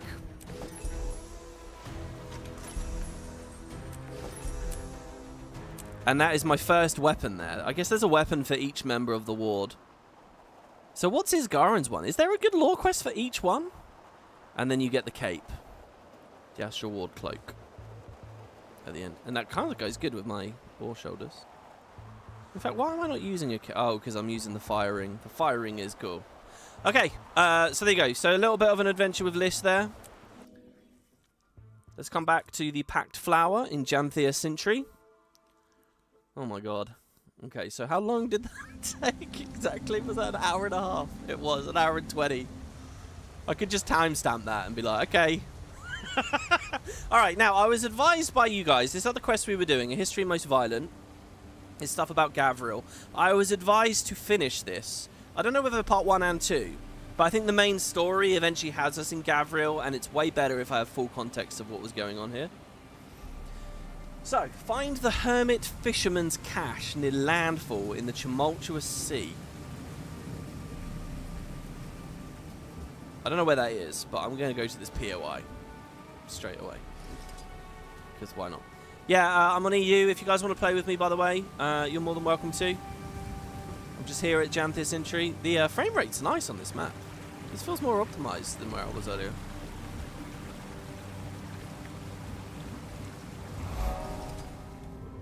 The Nevermere Rill.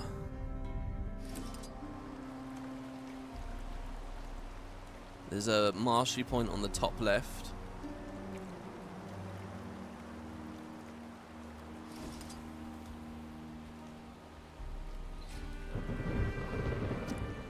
WP loves the Lagos as a race as well, but they're totally forgotten, sadly. No, I don't think it's fair to say they're forgotten. They're just not in the story right now. They're just not... I think having isolationist races that we don't know everything about is really meaningful for the setting. I think the Dominion of Winds, the fact that they still haven't opened up to us is really, really good, actually, in terms of having at least a bit of intrigue there. And the Lagos are essentially just an underwater variation of that at this point, right? Oh. Internalize everyone's warnings. More wilds. I'm starting to internalize everyone's warnings. Are there more pets, guys? What's the next pet I can get? Is there one on Janthir Sintry? Does anybody know? Why? This is not fun. Come on. Give playable Tengu. I mean, yeah, playable other races, I think. They've said enough that they've tried it and it hasn't worked out that I kind of believe it might just not. I mean, again, speaking about the Guild Wars 3 thing, if you think about the studio from the perspective of they might be transitioning to something like that in the next half decade, right? If you're them, at this point, you're probably thinking to yourself, do you know what? Playable races might not be doable for Guild Wars 2, but we can fucking bake it into the sequel. We can organize and structure things from a technical standpoint, but also just like a logistics and systems front-end standpoint, that this is something exciting we can provide to people. I know people like to bag on the idea that all the devs are different and so on, but I think that the studio learned a shit ton from Guild Wars 1, and a massive amount of what you see in Guild Wars 2 is directly addressing the challenges and pain points, as they would say, from Guild Wars 1. And they could do the same from Guild Wars 2, right? They could say, okay, this worked, this worked, this worked, this worked, this worked. It was annoying we weren't able to give people new races. Let's sort that out, you know? We did too much too quick with elite specs. Let's be more refined in our ambition here. I think basically, I mean, if I had any say in what Guild Wars 3 would be, it would be about expandable systems, basically, that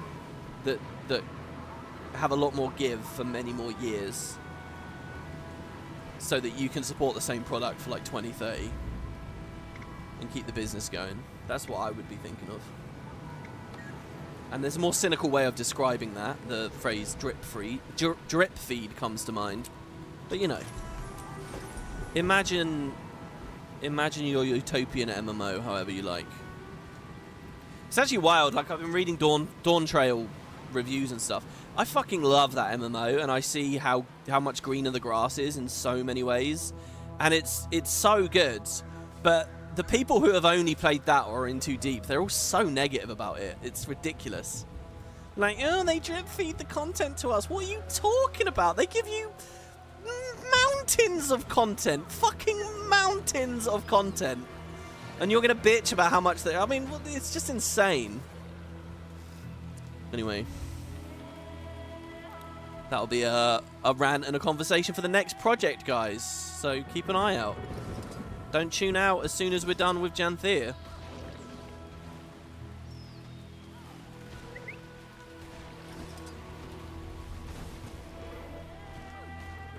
Like, I'm still playing through Eureka, just to be clear. And knowing I have Bosnia coming and they're doing another one, like...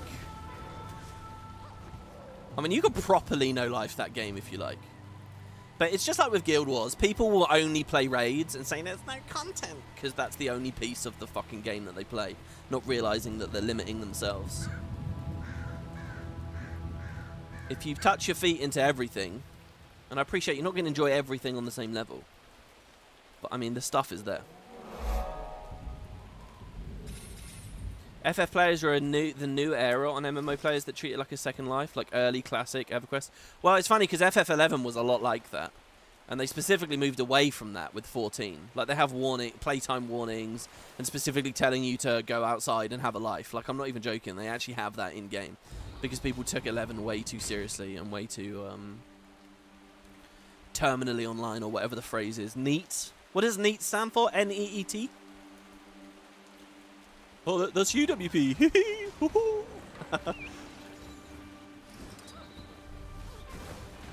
Is Bloodstone or Jade? Look like Massart Jade. There's a mix. There appears to be a mix in the map of both.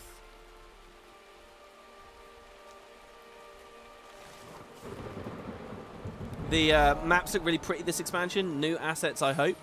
That's funny for you to say, because if you think it looks pretty, does it matter if they're new? What, is it no longer pretty if I tell you the fact is that this might have appeared somewhere else? I mean, at the end of the day, how they configure and colour it is all that really matters. Does it give you a good impression or not? Okay, Inquisitor Machalina's journal. While I get attacked by a mini titan here. A blighted beast. A fragment of a titan. I like the way they handled that as well. It means they can have their cake and eat it too. We can have a lot of titans, but they're not really titans, so they haven't spoiled the big boys. Page 3. I don't know how much longer I can hold out. All of the boats have been burned. The false gods... So who's this writing this? A human, I guess? So therefore false gods probably the unseen ones? Or it's a fanatical white mantle zealot who is calling the false gods the Six. I guess let's just keep reading. The false gods and their golden city. No, the false gods and the Massat, the unseen ones. Golden city, that's amazing, because remember, there's a reference to a golden city in Janthir in Saul's backstory. And, oh my god, wow, what we got here? The false gods and their golden city, and they've got it in quotes, like that's not really true, rest somewhere beyond the mountains, so I can't travel north. I've managed to stow myself in the tomb, which is fitting. After the restoration, we told the villagers it was an inn, pushed them inside for safety. How many people died in here? And any day now, the twins, or Manakaz. So who was Manakaz again? Manakaz is like the established leader of the Massat active during GW1's time. The Massat that killed the Char and started harvesting human souls to keep the door of Kamali shut. They were led by a guy called Manakaz. Now, in the original game, there was no real name for a leader. There was a person called Optimus Caliph, but you kill him quite unceremoniously, or them, I don't know what their gender is, but you kill them quite unceremoniously at Hell's Precipice, and that's it, really. Manakaz is a cool name. Is that bloodstone? Sure smells like it. Camp's just around the corner. So I think this is a white mantle who's fleeing. They're no longer they're disillusioned, and they're like, fuck it, I'm out, and they're running away. I don't know how this might be Rhea actually. I don't know how much longer I can hold out. All of the boats have been burned, so I'm stuck on this island. The false gods and the golden city rest somewhere beyond the mountains, so I can't go up towards that because they'll hunt me down and kill me if I'm near the city. So I've managed to stow myself in this tomb, which is fitting. While I was a white mantle person building all this shit and killing people, we were telling villagers it was an inn. We pushed them inside for safety, but they all died in there. I wonder how many. Anyway, now I'm in this tomb. Any day now, the twins or Manakaz or some other god-masked charlatan, lovely, is going to pull me out of here by the hair, I think it's Rhea, and bleed me out over a rock, sacrificed on the bloodstone that was here. I hope whatever the unseen ones are running from tears them apart. Whatever the unseen ones are running from tears them apart. Fuck me, I know what this is. This is during the original Titan crisis. We've opened the door. Kilbron has sent Titans via portals all over the world. There are Titans running havoc here on Janthir, killing Manakaz and his people. And in the chaos of that, the White Mantle are fleeing. That's what this is. So she's just running here. She's hiding, and she doesn't know what it is that's hunting them down. But they're all shitting themselves and dying, and she's using the chaos to get away. That's what this is. That's very cool. And like I said on the previous part, more details about that exact moment, which happened off screen, is cool. Jesus, that's one hell of a break bar. Or the spear is just not doing the break bar stuff that I thought it would be. No, I mean, look at it. That's my reading of this. Again, with all this, I might be wrong. I'm finding this a really fun, yet really hard Let's Play. Because I have no idea who the fuck is listening to this video. Whether this is just tedious reiteration of stuff that's obvious, or like really useful. I have no idea. I'm just saying a lot, so it's clean in my head, and hopefully it's fun for you guys. I can only hope that the style works out somehow. Now, I'm kind of tempted to do this because I think there's probably the buried sacrament, by the way. Holy shit. There's probably an achievement for doing one of each event. I cannot get used to this fucking spear too. It's like, because I'm ranged autoing, I immediately expect the two to be ranged as well. And of course, by the way, yeah, we're still on Ranger. I haven't class swapped. It looks clear now. Does beg the question of how Saul found it. Well, Saul's story is he was just wandering around up here, exiled from Kryta, and then he stumbled upon the city. Obviously, it does seem a bit far away, but, you know, Shard Scouter. Discover 4 interesting locations with large bloodstone shards. One was in the slithering outskirts, another was there, one was at the mouldering greenwood, and one was at the dead lab. Okay, we've mapped a few places. So again, my main goal here is I want to do this history most violent thing. So the Tumultuous Sea is where this next thing is, and the Tumultuous Sea was over here, if I remember. Oh, that heart! I'm still nearly done. So that didn't reset over the 24 hours. The initial completion is permanent, is it? That's quite cool. Anything else? I guess let's just go down and explore these bottom areas nice and cleanly. Head over vaguely towards that POI. Your eyes feel like they're bleeding. What, just in that room? Because of the red? Or are you saying the game just looks ugly?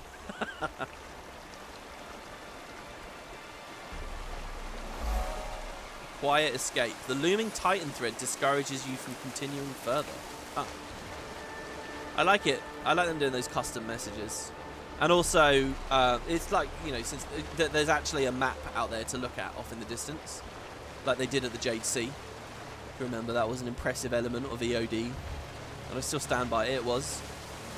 We have some kind of quest icon here: a waterproof chest in the Scarwood Depths. This is a history most violent. Town notice memorial. There you go. So White Mantle, Justicar, Rhea, and again, I'm saying Justicia. I'll recap this real quick. In Guild Wars 1, when I was Let's Playing Prophecies, I said Justicia, because that's how it's spelled. That's how I would say it, Justicia. Then in the game's voice acting, for the original game, the voice acting calls them Justicars. So I was like, oh, fuck, I've said that wrong. And that was when I was new to the internet and naive and still desperate for people's pronunciation approval before I realised people are just picky about pronunciation for no reason. And now I'm, like, angry about it. But, so I changed to Justicar. For years. For like 10 years I changed to for longer than that. Then like 2 years ago, no, last year, Baldur's Gate 3 came out, and I played Baldur's Gate 3, and in that, this word appears again, and they're calling them Justicias again. So I'm swapping back, baby. I'm going back to Justicia. I don't really care how, you know, the recording studio over in the States says it. I say Justicia. So that's what I'm going with there. And let's ignore the fact that 2 seconds ago I said Justicar as my instinct. So anyway, we regret to inform the people of Gavriel that our guiding knight, so ardent, has passed. Justicia Rhea, our eyes are on your back as you walk up the golden path. Oh shit! You know, it's interesting because, you know, if the White Mantle... It's funny, we hear so much about the White Mantle and what they did, like the evil stuff they did, and the fact they believed in the unseen ones. But we don't hear much else about, like, their religion. Like, what did they think the afterlife was all about then? You know, because so much of the afterlife lore, the human afterlife lore, was related to the gods. The old gods, the 6, the 5, as they were at the time. So, what did these guys believe? So this is a nice little detail. This is the kind of thing that should have been in Prophecies, really. Our eyes are on your back as you walk up the golden path. There you go. Her battle against illness was brief. See, because here's the funny thing, right? Imagine you're in Massage, right? You were not allowed to go to the Mists with your brethren. You're exiled. You're stuck here on Tyria. Now you form this cult. All these people worship you as gods. What are you going to tell them about the afterlife? Are you going to say, oh, it's in these other realms? No, you're probably bitter about the other realms. You're probably angry. You're not going to tell them, oh, you'll go live with all the other Massat in the Mist. No, fuck those guys. They exiled me. I'm going to have my little cultist believe something else. I'll tell them about the golden path, but I'll be non-specific about what's at its top. You know, it's like trying to skip ahead in Super Mario 64. And you've got to do that backwards jump thing. Or whatever. Her battle against the... It's not even a gold stairway, is it? It's red. Her battle against illness was brief, and sadly, it was quickly lost. But every swing was radiant. See, I feel like this is a conspiracy and they murdered her, but hey. Or she ran off and she's hiding in that tomb, and they've just said that she's dead. A memorial will be held for Rhea in the coming days. Listen for song, you'll know what to do. Listen for song. See, I don't really think of singing as a part of their culture much either. Guys, we should fish up some Janthiri fish. There might be lore and notes in the fish. What if I cut the fish open when I double click it and I find a Massat token inside? Okay, the Lurking Spring. Very nice. Temptation to skimmer, very high right now. So there's a green thing here. Oh, I guess I just need to surface. Serene. Oh, whoa! Bet this place would be pretty nice if it had a kinder history. Indeed. I love that we're playing a Sylvari for this, by the way. I've said it 1,000 times before, but it's when very disparate, separate parts of the world building collide that I'm always super fascinated. So thinking of a Sylvari experiencing all this shit is cool. Sort of like Foul Lane getting mentioned a second ago in the Memorial of Mabon. The music's really doing it for me here as well, by the way. You're assuming the twins killed her? Yeah, see, I think she ran away. I think that... Because you got to remember, why are we reading about all this? It's a Titan crisis. I feel like it makes sense if a lot of this lore is about the previous Titan crisis. It's just not clear to us yet. I feel like the twins are fleeing the Titans. They're terrified. And,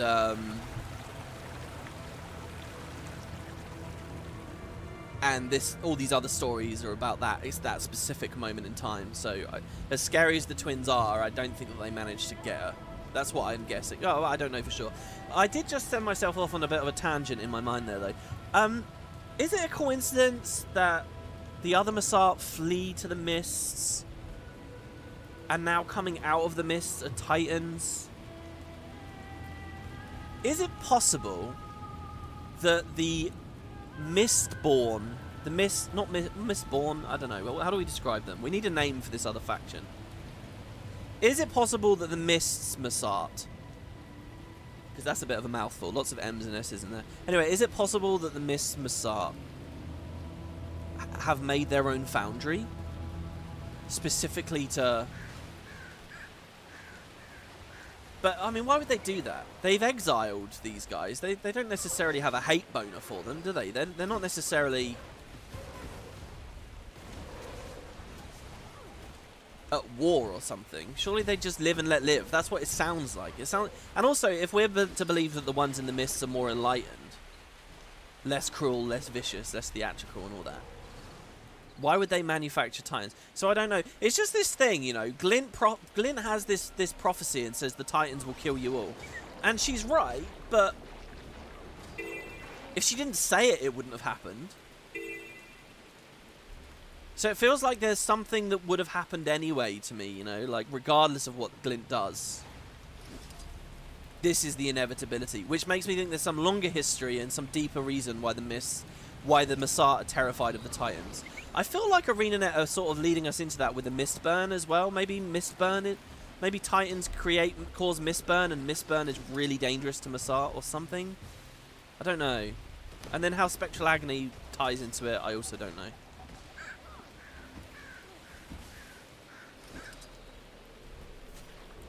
I'm pretty disappointed by the Valraven. I had such an exciting thought of them right when I heard about them at the start of the expansion, but so far they're just, you know... I hope the raid is good, because I'm often thinking it would be nice to have a strike. Being responsible for this. He turned the place into a swamp. Did he? I'd put a couple copper on Greer being responsible for this. He turned the place into a swamp. Map shaping up. I should get back to camp. Share what I saw. The wailing on this track sounds like a combination of the Dune soundtrack and The Witcher. Yeah, I get that a bit. I mean, I'm down for it. I like it.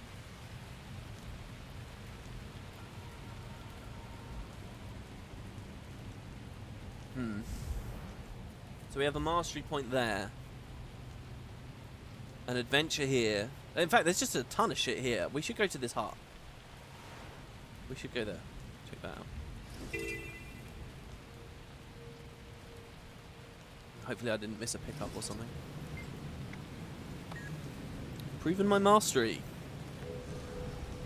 WP, where do you think the final 2 maps will be located in the upcoming patches? See, on the blog post, didn't they say the names of them? But I'm assuming it's Highland Shore and Janthir Gravis.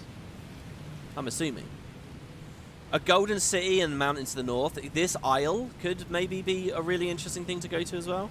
But I mean, they were all as interesting as one another in theory. Perfect world. The scope of a mini X-Pack gives us all of them. Perfect world. But you know, I'm not going to sit here and cry and foul over that. It is what it is. They've gone with the yearly release cycle. They're doing what they can to avoid dev burnout and crunch. And all that, you know, they've got to make money and they've got to package things in the way. And who are we in the community to say or know what the best way through that is? So, you know, I'm thrilled to get 4 maps. 4 is very cool to me. And they picked... What I really wanted more than anything else was the Delta and to go to the mainland. And they fucking did those instantly. So, it's a 10 out of 10 for me already. Oh, look. Inquisitor Machalina's journal. This is Rhea's perch. Oh, I had another comment, by the way. Someone said go to the graveyard. There are spirits there, and they speak, and they have a lot of cool lore, but it's really hard to get it. Like, it's ambient dialogue, and it only triggers, like, once an hour or something. I can't feasibly do that in the LP. And one of the things I've been happy with is Guild Wars 2 transitioning away from that sort of storytelling over the years. If you look at my my Guild Wars 2 Let's Play, I have all the ambient dialogue in that, but that was an epic time sink, and that's an edited... This is a live thing. This is very difficult, I'm afraid. But maybe what I can do is wiki screenshot and put it on screen. I feel like that worked here at the start of today's episode. Was that something new we got there? I don't know. So who is Machalina? An Inquisitor. So this once again is a member of the White Mantle. Page 1. Rhea is dead. The twins care more about the killing than the purpose. So the purpose is to fill soul batteries or something else. And these guys are just delighting in the fact that they're killing. They're malicious, they're nasty, they're bad eggs. By the way, if this expansion explains to me what the fuck Kamali is, like we know the Door of Kamali, but why is it called that? Is Kamali a person or an artifact or an event? If I learn by the end of this what Kamali is, I'll be so happy. And the Guardians of Kamali. Anyway. Rhea's dead. The twins care more about the killing than the purpose. This place was a beacon for 5 minutes until it turned into a house of flagellantism? Flagellantism? So what is to flagellate? Flagellantism. I'm not sure. I don't actually know this word. Education failing me. Isn't self-flagell... Fuck, I can't remember. Anyway, all of Gavril's citizens are now gone. A few managed to escape, but most of them died on the Bloodstone. I don't even remember when the last one was killed. A year ago now? 2? We've been killing each other for so long, I can hardly separate killing for survival over killing for the ritual. What happened here? What's going on near me, by the way? I don't know. It hasn't been all that, but it's different. Different in ways that scare me. They leave the village at night, and we don't know where they go. Well, we're just getting used to a bustling town. Gavril is a busy place now. Vibrant even. We'll all adjust. Insane. I think those are the ghosts. I think that's what... That's so weird. I think I'm at the spot with the ghosts. I thought it was in a graveyard. We're not at a graveyard. But I think they're the ghosts. I didn't really catch what they said at the start. They seem to have been from a time where there was a high population here, and this journal is when there's a low population here. And unfortunately, what I've noticed, Janthir Wilds is not printing ambient dialogue into the chat box. So I have no idea, guys. I don't know what that said about Saul there. Again, we can look at that on Wiki. Anyway, yeah, so what's this? For years, there haven't been any meaningful sacrifices. They're killing each other. Civil war or something? It's weird. The fact that they're fighting one another makes it seem like they've all gone mad or something, and I'm wondering if that's because of bloodstone exposure and the blown up bloodstone here, maybe, or something. I've been imagining this whole time that the order of events is White Man. Saul wanders up through here. There's nothing going on.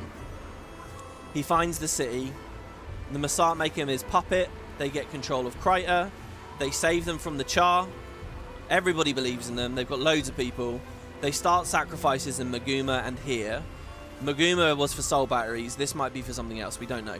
Anyway, so Gavra's populated, White Mantle in charge, all that. It's all good. Then those pesky Ascalonian refugees come across the mountains because the Char weren't wiped out everywhere. And then Kilbron starts fucking poking around. And there's undead around and shit. And it's getting a bit dodgy. Then the Titans get released. Chaos. The Bloodstone explodes for some reason. End of the story. It gets consumed by a Titan. I don't know. By something. Some Massar. Someone. Who the fuck knows where this is all going. Anyway, that's been, my thinking of it is that that's basically what happened. And it ended with the Bloodstone explosion. But now reading this and make everyone killing each other constantly makes me think maybe the Bloodstone blew up and it drove them all a bit wacky. Just like they were crazy and basically acting like dragon minions at Bloodstone Fen in Season 3. And ironically enough, they were White Mantle literally doing that, right? So I don't know. But then they're coherent and writing this note. I don't know. All of Gavril's citizens are gone now. A few managed to escape. Most of them died on the Bloodstone. I don't remember when the last one was killed. A year ago now, too. We've been killing each other for so long now, I can hardly separate killing for survival over killing for the ritual. Is this just... Oh, maybe this is just a White Mantle who has fallen out of favour with the Crichtons now. They're talking about Shining Blade. And they're talking about the Crichtons wrestling the throne back. Putting Salma in charge. Maybe we're talking about Warring Crichton events. Post Eye of the North stuff. What happened here? One day we were following Zul's vision in pursuit of the Golden City, and now I can't sleep without fear. Surely I lifted a brow when he said that he found such a city tucked in the Isles, even without proof. I stayed loyal. I followed. But when he asked us to stay behind on the order of the Unseen Ones... ... Okay, so this is a person who lived in Kryta, was saved from the Char invasion, and listens to this man, Saul D'Alessio, saying, I found a golden city and there's new gods. Let's go north. We'll find them. Come on, everybody. Let's go north, up to the city. So they all follow. They all march all the way up here. They get onto this island. And then one day, Saul says, okay, you guys have to stay behind now. I'm going on without you. And they're like, what? And he leaves. And we know that he got kidnapped and thrown in jail. But these people are now just left. It is tragic, really, isn't it? You know, people who join cults, it's easy to laugh at them, it's easy to villainize them and all that, but, it's sad shit, really.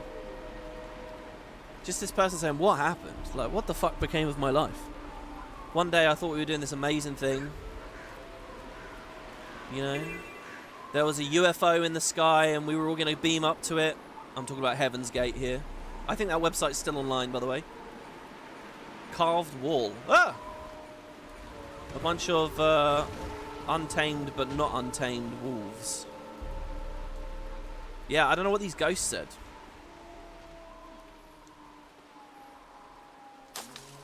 Marcus doing exclamation mark Discord. Yeah, I don't have any bots or anything set up. But there is a link to my Discord in the description. And there's been lots of great chat, so I recommend anybody to join up and say hi.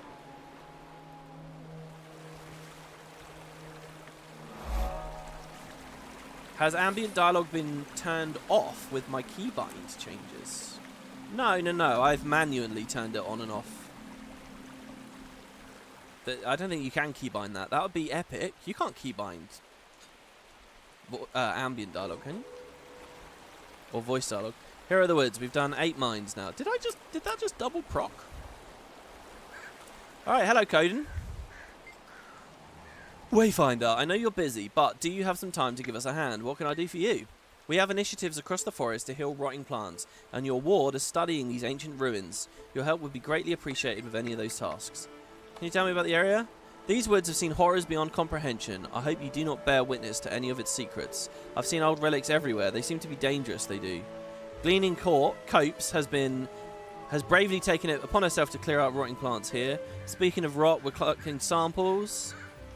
With your help, we could save these woods yet. An ogre? Wait, no, I want to speak to the ogre. The ogre archivist? Can you let me know how I'm doing? Show renown heart mastery. Fuck my mouth. This is crazy. Look at this. 5 tiers. How are you guys doing with this? I mean, we're a week into the X-Pack now. Are you guys, like, all done? I can imagine someone just rushing around this, not really giving a fuck about anything. Just finish each heart and just prog it every day. I mean, what fun you must be having. But is it done? Refined homes. Oh my god, and the homestead. I've got to get back to this stuff. Anyway, alright, thank you. I want to speak to you, but you will not speak to me. The curse. That must be how a lot of you guys in chat feel when I completely miss the messages. I'm so sorry. Old Gavril Plaza. I don't know whether there is a specific Gavril place that we go to, by the way. I sort of feel like the whole area is Gavril. And I kind of think this works, actually, in terms of, like, how do you show ancient and interesting cities in the environment art? Because you've only got, you can't build Divinity's Reach, right? Like, Ore really disappointed me in Core because, you know, you have amazing things from the scriptures of the gods, like the village of Ren or whatever, and then it's just like a tiny little thing with a little packed camp. Here, by just having a few ruins but spread out over a large area, and the suggestion is all the other buildings were made of wood or have sunk below the earth and stuff. I mean, it works. I think this works really well. Because I don't have one specific little thing to point at and say, oh, that's all of it. Meh. I can't do that. All I can do is get just this general sense that I'm amongst the ruins of what was once a large town. I think it's cool, this way of doing it. Yeah, like a lot of it's buried underground, exactly. Is Gavril also Bava Nissos? What was Bava Nissos again? That's the name of one of the World vs. World servers. Is it one of the map? No, it didn't. Hold on, the blog post. Bava Nissos, isn't that the name of the map in the blog post? Or something? Because these aren't necessarily map names, they're region names, aren't they? Like, we're at Janthir Bay, and the Sintry is there. Bava Nissos is probably on one of these islands, right? Bava Nissos could be the Golden City. Oh, God. I mean, we're essentially looking at the equivalent of that coming in Living World. I hope they can do a good job with that. Nyos was a real dud, but to be honest, in terms of like assets and feeling different and alien, it was alright. So maybe they can do it. Yeah, Bava Nissos is what they're calling the city, yeah.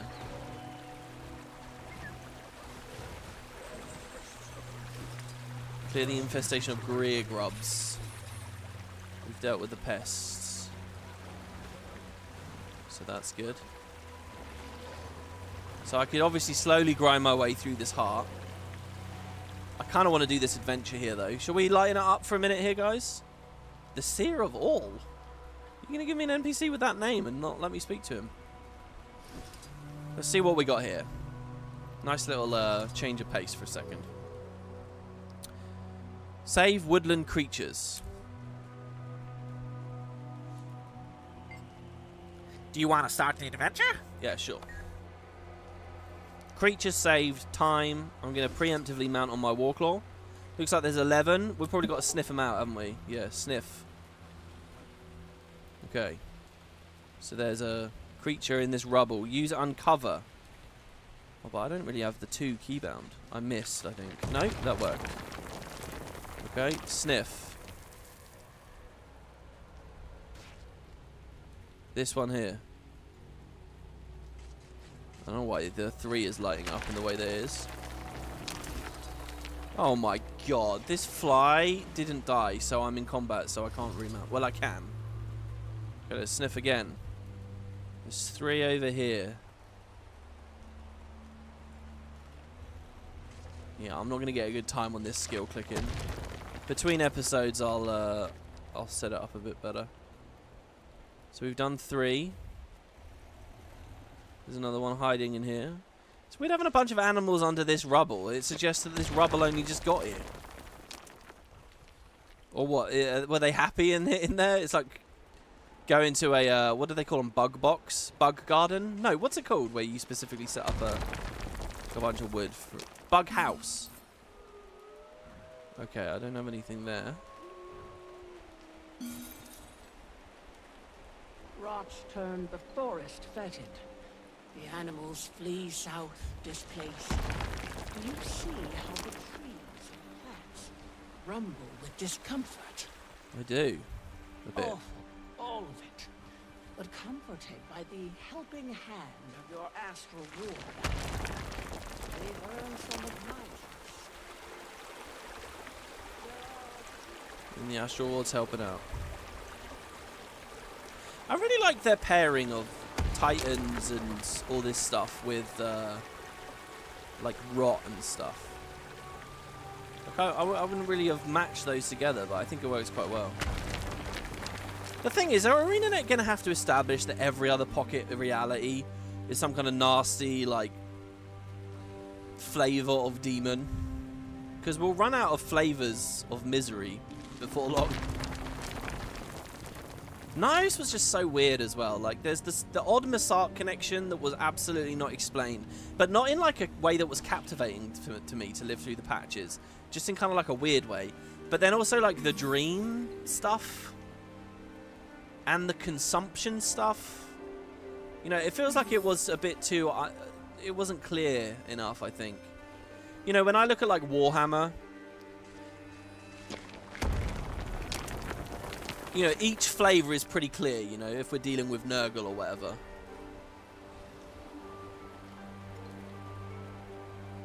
Not that I'm an expert on Warhammer on any level.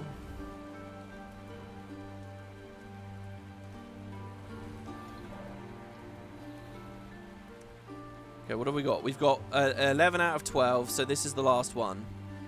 So there's a huge amount of leeway on this. I still have 1 minute 30 left. So we did okay there. We got position 200. No, 362. Anyway, that's lots of XP. Some mastery points. Oh, look at that, guys. Oh, so good. Nearly learned Feral Fury. Whoa! And that progressed the heart quite nicely. Alright, I think at this point we have explored that treasure, but I can't open those treasures without keys, right? We haven't finished the heart, obviously, but we've explored pretty much all this area of the map. I know that that's all real as well, so I think what we'll do is we'll hook around, grab this mastery, grab the POI in the water, because I feel like there might be a ruin there or something, and then we'll go up like so, grabbing that vista en route. And this is where the quest continues. So we can do it that way. So first objective, mastery point. And I'll ping it so that I can see where it is on the map. Yeah, the adventure gives you heart progress. Oh, was it every time I was digging up an animal I was getting heart progress? Because that's kind of major, actually. You could grind the heart quite quickly with that.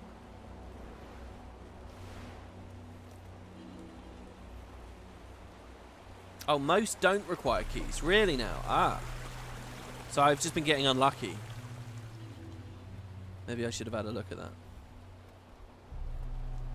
There's a ghost here. Scared. It was trying to snipe something. Not sure what or where. AWP watching on replay. Yeah, and by the way, guys, if you are, I'm speaking to a very limited subsection of people here right now. But if you are watching live and you are rewound, you can still use chat. Just be clear what you're speaking in reference to. Otherwise, it gets complicated in a hurry. You can buy keys off the trading post too. Yeah, I mean, I will endeavour to get more into that stuff once I've beaten it. I say that Secrets of the Obscure was definitely an unfortunate one for me, where I was disenfranchised enough that I didn't really engage in much of the post-game stuff. Hopefully I don't feel that way with Janthir Wilds. Okay, so there was not a ruin or anything down there. It's just a shallow tributary. And a quick little mastery point. Okay, so Vista's next, and then we're off over here. Rifts also give you heart progress. Yeah. Oh, and about key binding that skill too. Yeah, it is something weird where it's like it's two binds that have overlapped with one another in some weird way, and I need to figure out what it is. It might have something to do with the whole ascend descend thing as well. And there's a weird checkbox that I need to check for it as well. Keep an eye out for. Am I planning to make the new spear and or backpack? No, not really. Like, as you saw a minute ago, there's an achievement in Secret of the Obscure I've made almost 0 progress towards for a cape. And, you know, I used to really care about that stuff. Even right up through the Icebrood Saga, you know, the Icebrood Saga had that really expensive cape. Like the dragon cape and stuff. And I was really into those kinds of rewards. Just enough. This harvest is perfectly But, balanced. you know, honestly, I'm just not... The reward schemes and certain elements of the game, I'm just really not that into anymore at the moment. I feel like I've got more than enough skins and contexts in which I'd wear them for ages now. What I would really be looking for ArenaNet to do is a more major shake-up about, like, item rarities and, you know, just itemization in general. And what we consider to be legendary and why and how we equip gear. Like, basically big changes. 2 big changes for the scope of the game. As far as I can tell.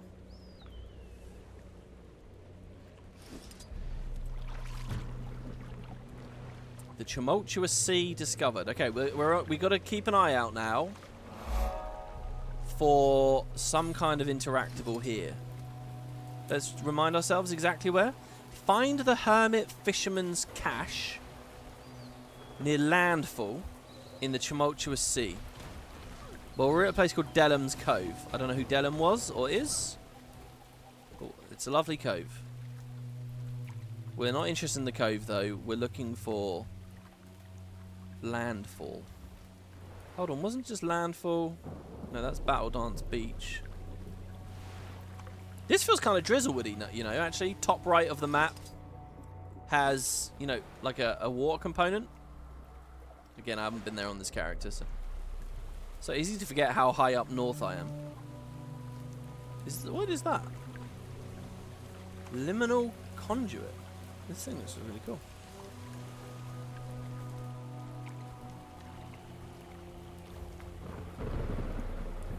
Titan threat discouraged me from swimming over there. It's possible that landfall isn't the name of a POI or an actual landmark. It's possible it literally is just...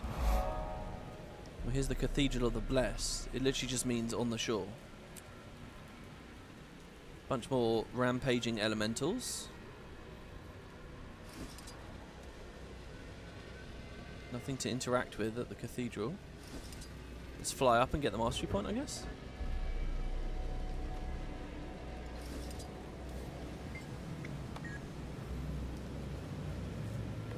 Oh, landfall is at the north. Okay, thank you for the advice.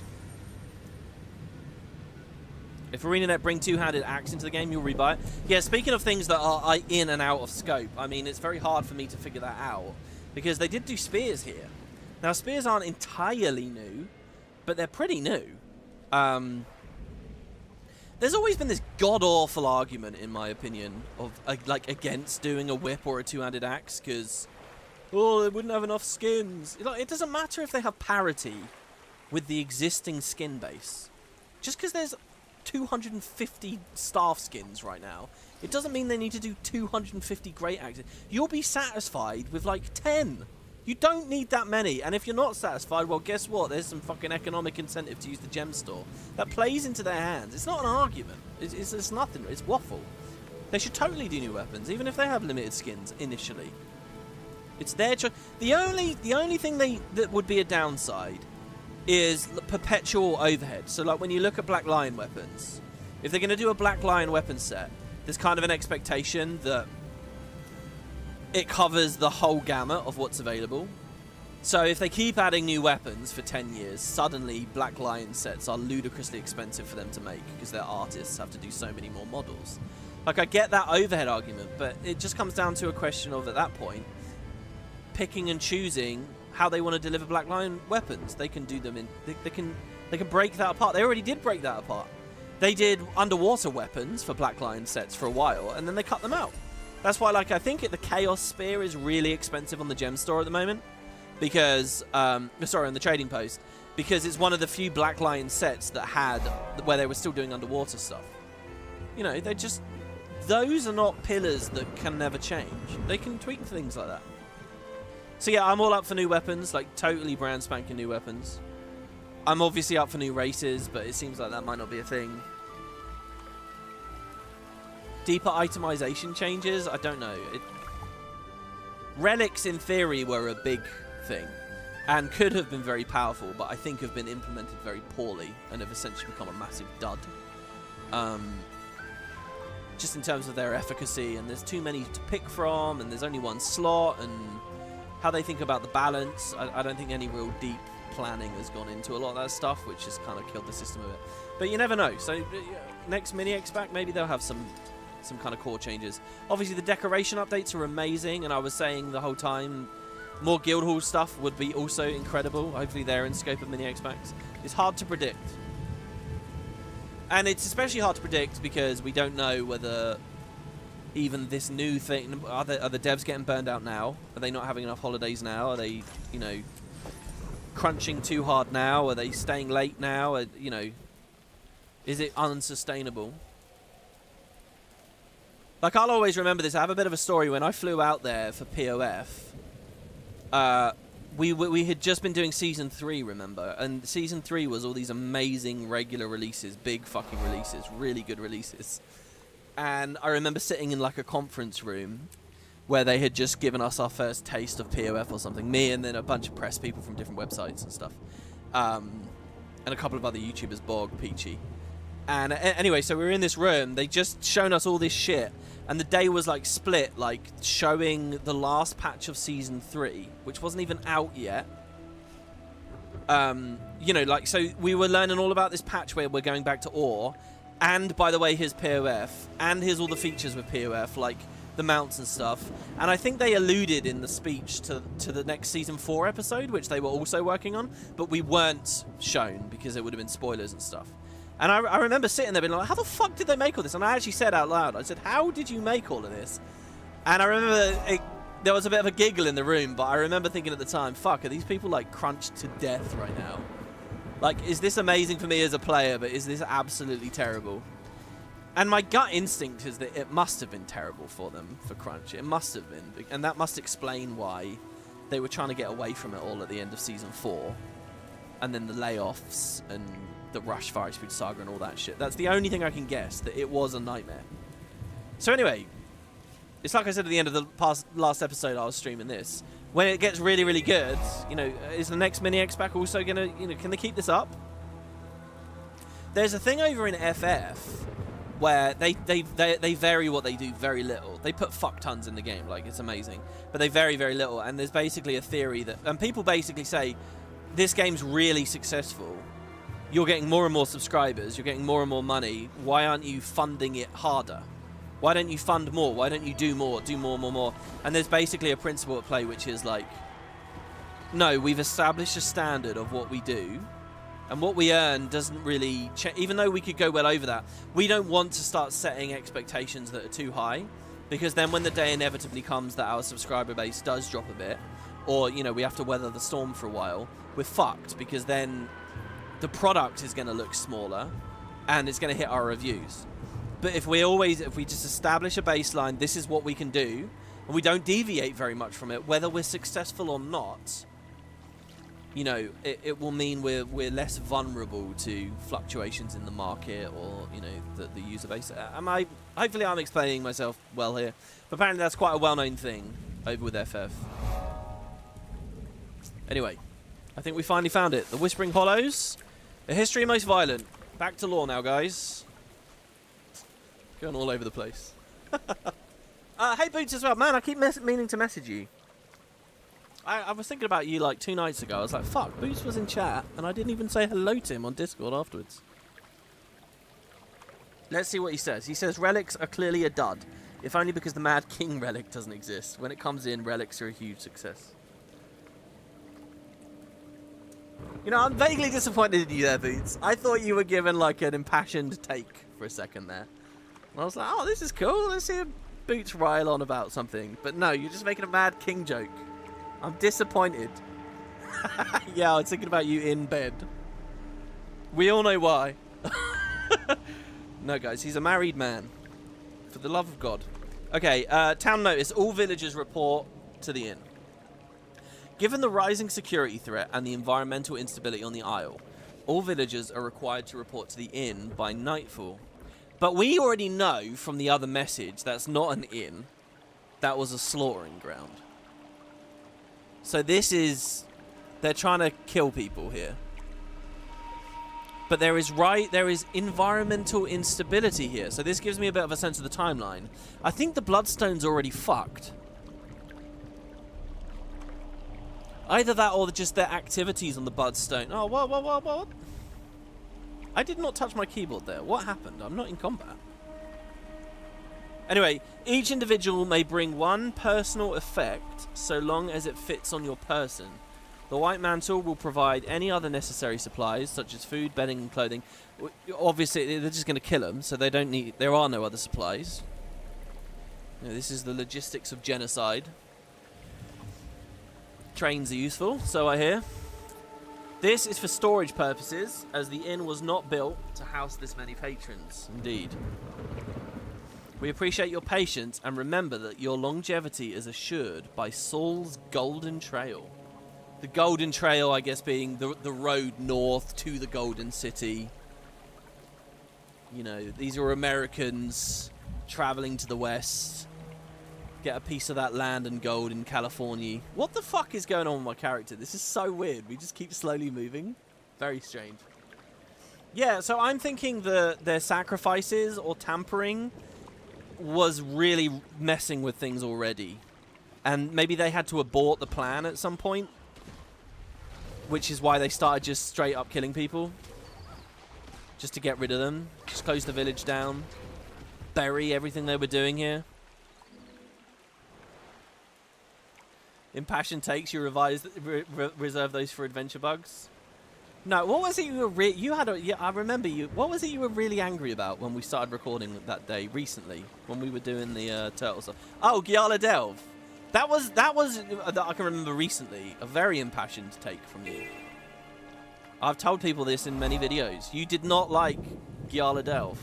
We went there, it was like dead, and you were like, see? Look at this! I remember it well. A man after my own heart, I would say. The Leviathan is pulling me from wherever. So yeah, by the way, Leviathan, I was very curious about Leviathan. Plagued they are. There's almost always a way to calm a scared creature. Food, a soft voice, space. Not here. I'm gonna swap my thing now. Drift into the sea. I'm going to swap my thing so that we can start training the beehives. Yeah, so early on in this X-Pack, I heard or saw or read something about a Leviathan here. And I immediately got quite giddy because I was thinking about the cut bit of the Icebridge Saga where the Kratos, the sunken ship and the tentacles and all that. Not really thinking about the fact, really, it's just a Leviathan like we had in End of Dragons. Which is a really cool event, you know. You can ride on its back or whatever. As far as I understand, that's about it. It's just a big, dangerous fish monster in this map. I don't think there's any super deep lore thing going on there or something for us to be super obsessed about. So this is Thunder Bay. And we have now found the thing at the Tumultuous Sea. So these pages can be found southwest of the Mouldering Greenwood. And there's also something hidden in the hills near the Sulphurous Springs. Sulphurous Springs? I don't think I've seen those. There's fishing supplies here. Thank you. River mapping. Oh, this is cool. We get the progress bars. This is for Janthir Sentry Mastery. I get a bearkin war helmet. Mastery points seem to be coming in very easy on this X-Pack compared to Secrets of the Obscure. But then again, I still do have a lot to learn. I should do homesteading.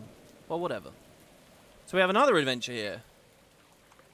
Been looking for someone to travel down the river and help me map out this region. Have any time to spare? I do. Oh, it's a skiff adventure.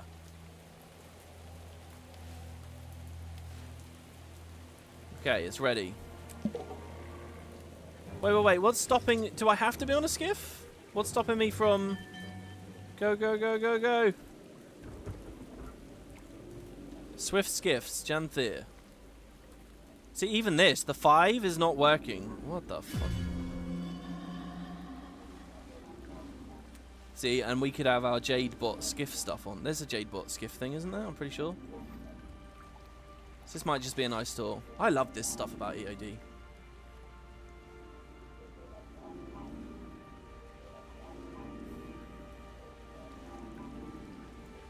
That's not good.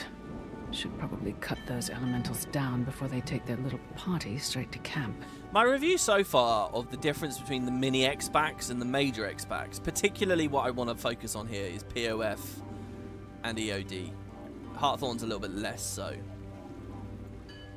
But, I mean, Heartthorn's to a certain extent as well. Oh, God. Having to skill click everything is really making this very hard. The lore for these recent X-Packs has been really good. But they do seem to do, like, less fancy things. A bit less spectacle in the instances. Sure smells like it. Like, when I think back to EOD, I think about... There's a lot of instances that had very, very fancy, cool, like, main story quest scenario bits. And these ones seem to be a lot more simple. And I think that's okay. I can't remember if I talked about this on a video, but we were talking in Spud the other day about side-by-side cutscenes. Or maybe I was just talking to Mike about this. It's so weird, you know, when side-by-sides were removed with the personal story years ago, with Season 1 and Season 2, I guess, but Season 1 really, I applauded it, and I thought it was such a good move, you know, because side-by-sides felt... Like, it felt really nice to have experiences actually in engine. Oh, did I not get gold? I didn't. Let's try that again. But immediately boosting and starting and see where we get it. And, you know, I really liked that change. And people did not like the side-by-side cutscenes too much. But, you know, there's this whole thing about, like, you should be able to take the story at your own pace. You should be able to skip dialogue. You should be able to pause dialogue and read. Like, for example, earlier in this episode where we had that Mabon at Frostgorge Sound section. He was talking a lot, very fast, and I just had to let it play through, and I had to go to the wiki to then, like, pick it apart. If that Mabon cutscene was a side-by-side... Probably fallout from some Mersat experiment. They don't look friendly.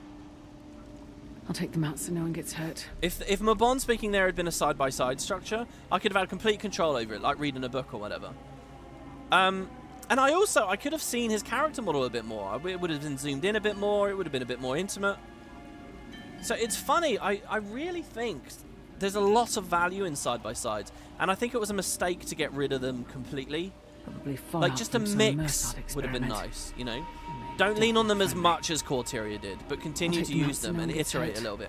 You know, side-by-sides were most terrible. Speaking of the Mersat there, they were at their worst when it was like, here I'm trying to boost, but I can't. When it was like a lesser race. If you saw a Skrit in a side-by-side or something, they weren't fully animated and it didn't look very good. But aside from that, I have to imagine that they were quite comfortable for the devs to script as well and to actually put in. Because essentially you just feed it the dialogue, and there you go. How they have to do it now is every line of dialogue that NPC needs, like they put the little emotes on there, and I mean I guess they do that with the side-by-sides anyway. But it feels like there was more generic stock stuff, like they could have just thrown them in. So I like side-by-sides. And I kind of think a weird thing has happened as well. People didn't like side-by-sides back when Guild Wars 2 came out. But one of the things I think that influenced people into talking like that and thinking that, honestly, is because during all the betas and the initial introduction, the system wasn't even that bad. But they had, in the betas and the alphas, a giant stamp on the side-by-sides. I don't know if you guys remember this. Saying work in progress, subject to change. Do you guys remember that? That giant fucking stamp on the screen. And I was there on the Guild Wars 2 Guru forums. I was there in the early days, making videos. I was receiving comments already. People, it kind of set the conversation to, oh, this is WIP. This isn't good enough. Because it was like the devs themselves were saying that. Which led to people talking about them as though they weren't good enough. Straight to camp. Then, when the game came out, they removed the stamp, but the side-by-sides were the same. So people naturally said, oh, these need to change. These aren't good enough. Why have you just removed the stamp? I thought this was work in progress, blah, blah, blah, blah. So the conversation became like this critical thing, which I think if that stamp had never been put there, I wonder if that the community would have even really commented on it much. That's not good. And I wonder then if the Cut community those wasn't commenting on elementals it down much, before they if take their season little 1 would have been party straight different, to camp. and everything would have been, if Heart of Thorns would have been told differently season 2, even today, they might still be using side-by-sides every now and then. Because really, looking back, I don't think they were that terrible. So yeah, it is a funny one. And I kind of look at that stamp. I think it's funny how a little UI decision for an alpha, and then the betas, which inherited it, might have dramatically shaped the storytelling of this game and the discourse of the story. I missed it. I don't want to do this again because the controls are kind of annoying. The only reason I really did it there was to get my side-by-side cutscene rant out. But yeah, it's kind of a thought, and I don't think they're that bad. There's a lot of interesting psychological stuff, I think, just with MMOs in general. But, or I shouldn't just say MMOs, live service games. But with skippability of storytelling that I think is really fascinating. Looking at 14, the way they tell their story is really primitive. It's really terrible. Guild Wars is way better. In that game, you're literally just running around spamming F on things. Every now and then you might have a fight, but it's very rare. You're just spamming F. And they're good with the cutscenes, with like all the little animations and stuff, but really you're just running around pressing F. Now, a lot of people who don't get into the lore and story of that game, they opt out by just skipping through. Skip the cutscenes, skip all the text. And if you're a player that's done that, if you decided, I don't really like this story, and you just skip through, you tend not to bitch about it. You tend not to go online and bag it down. You tend not to post bad reviews for 2 reasons. It's out of sight, out of mind. You've barely engaged. It hasn't angered you or anything. Secondly, because you have opted into disengaging yourself, you've been given the power to disengage, you kind of put any... If you're not enjoying it, you kind of blame yourself a little bit. You kind of think, maybe I'd be more into it if I really paid attention. Who am I to say this is bad? I've skipped huge chunks of it. Who am I to say it's bad? Meh. Whatever. As soon as you give someone the power there... So like I mentioned with my recent stuff in Fallout 76, when the game got a bit boring and slow, I would skip through quickly.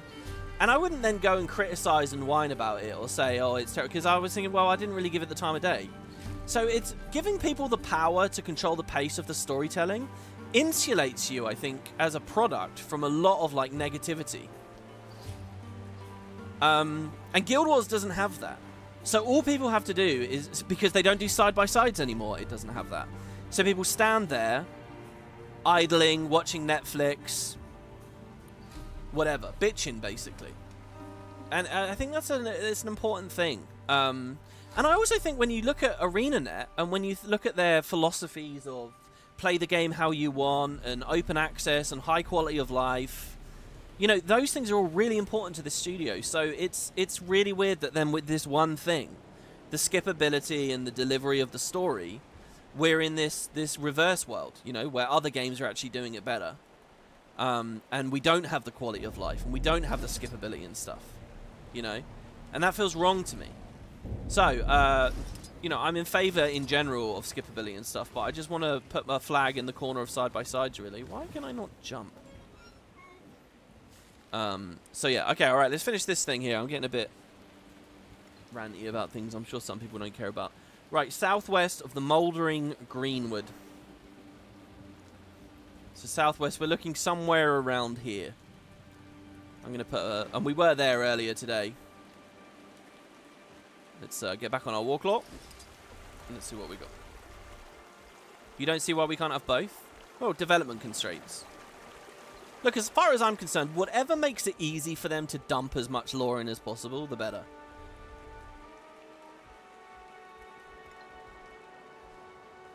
And yeah, I just sort of a bit conspiratorially think side-by-sides weren't that bad. If they hadn't put that UI on, the conversation never would have been coloured.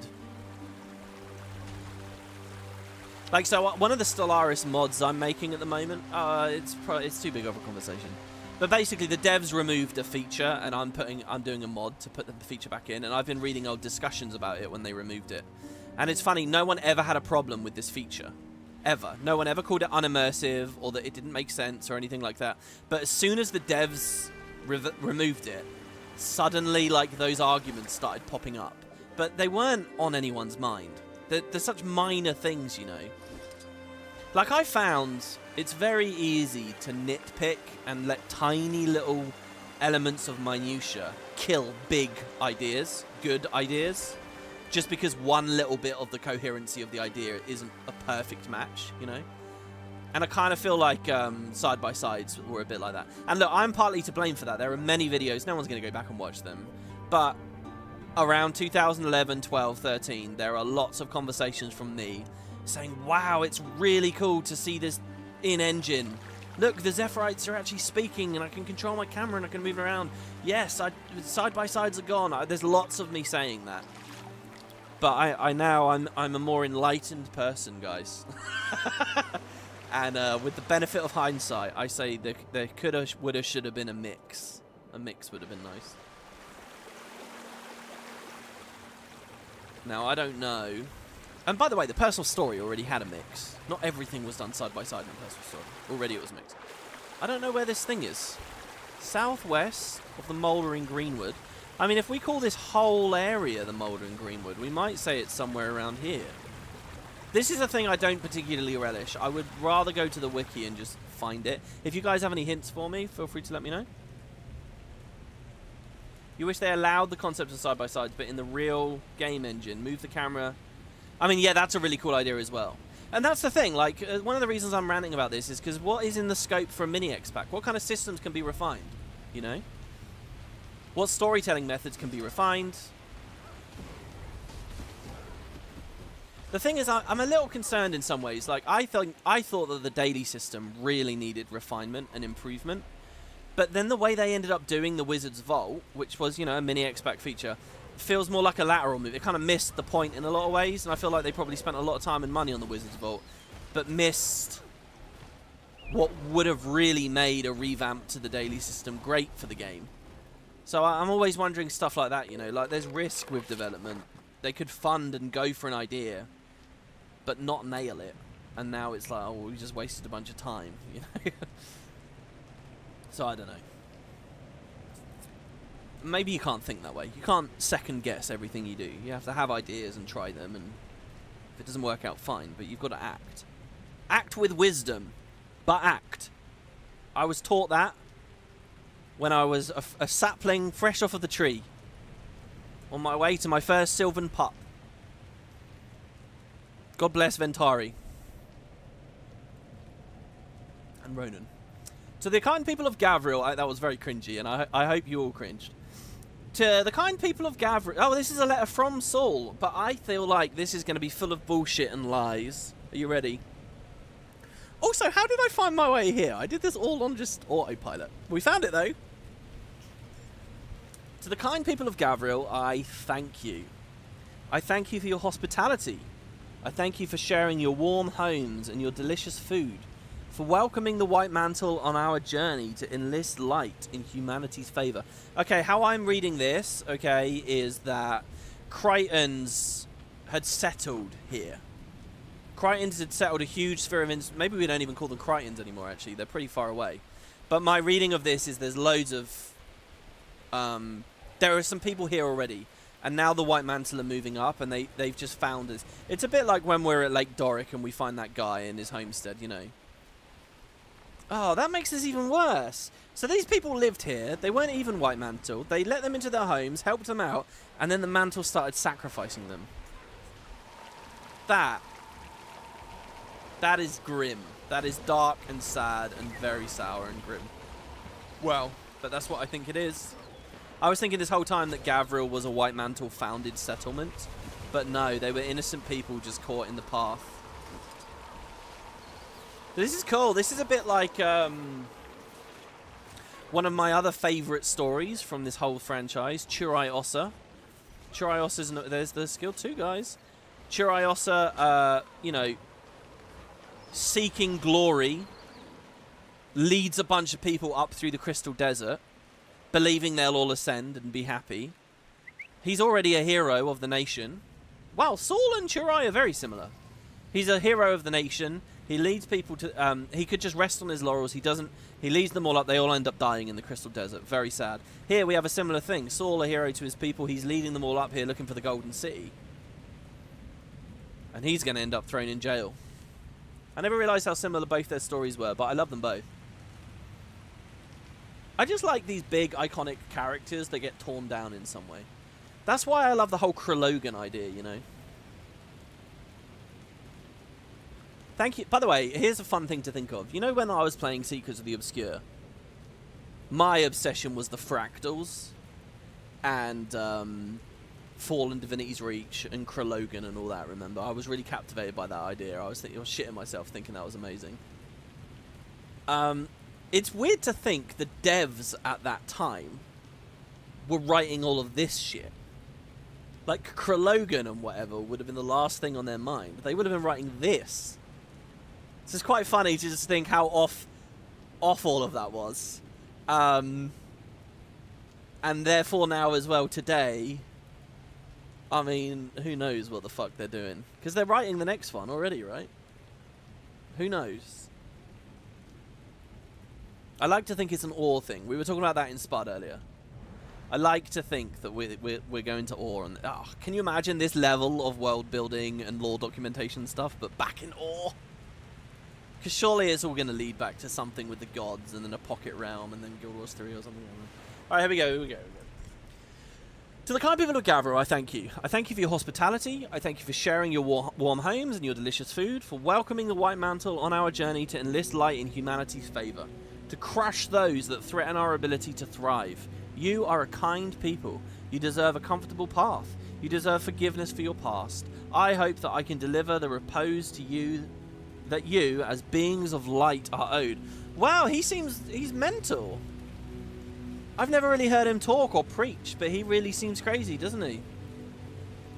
While my departure from Gavril is imminent and mourned, I will be leaving some of my followers to look after you, unless this is like a Massat that's like... Maybe he's already in jail, and the Massat are speaking on his behalf. It's not really him.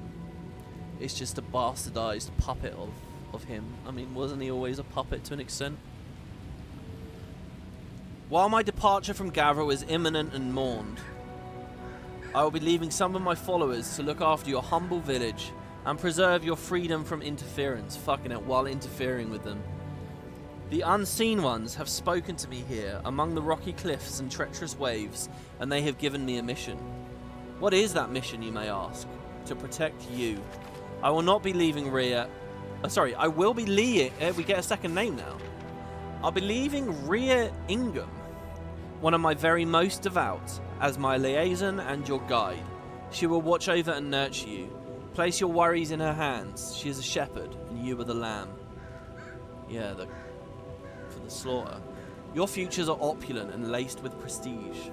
Saul D'Alessio. Yeah, he comes across as a nutter here, but I'm wondering if the twins wrote this. Maybe just because I want him to be nice, and I'm a fanboy, and maybe, but, you know, I'm willing to accept maybe not. Holy shit. One more, guys. One more. We gotta find the damn thing, though. This is hidden in the hills near the Sulphurous Springs. Now, what? I don't even know where that was. I'm assuming it's a big white text. Stricken Plains, Echoing Hills, Storm's Border. Tumultuous Sea. Perhaps up here somewhere? I've missed a lot of little things here. I'm going to go to this waypoint and see if there's a way up.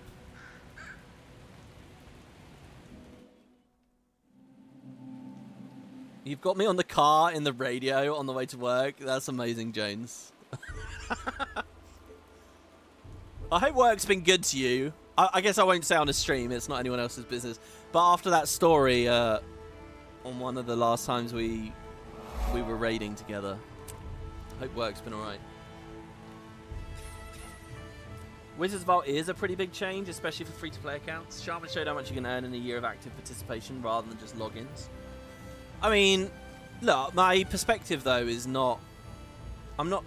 I don't think that the Wizards Vault was a lateral move due to the amount of money players can get out of it, or currency. That's kind of secondary to me. It's what they encourage us to do with our playtime and how they encourage us to use our playtime and how captured we are.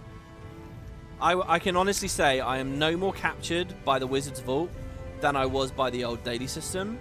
and the diversity of activities, like do I literally activities in game? Do I do adventures? Do I do jumping puzzles on old maps? Do I do this? Do I do that? Has that become much richer and more involved? Are more areas of Guild Wars 2 evergreen? To me, the Wizard's Vault is about making as much of the game evergreen and meaningful as possible.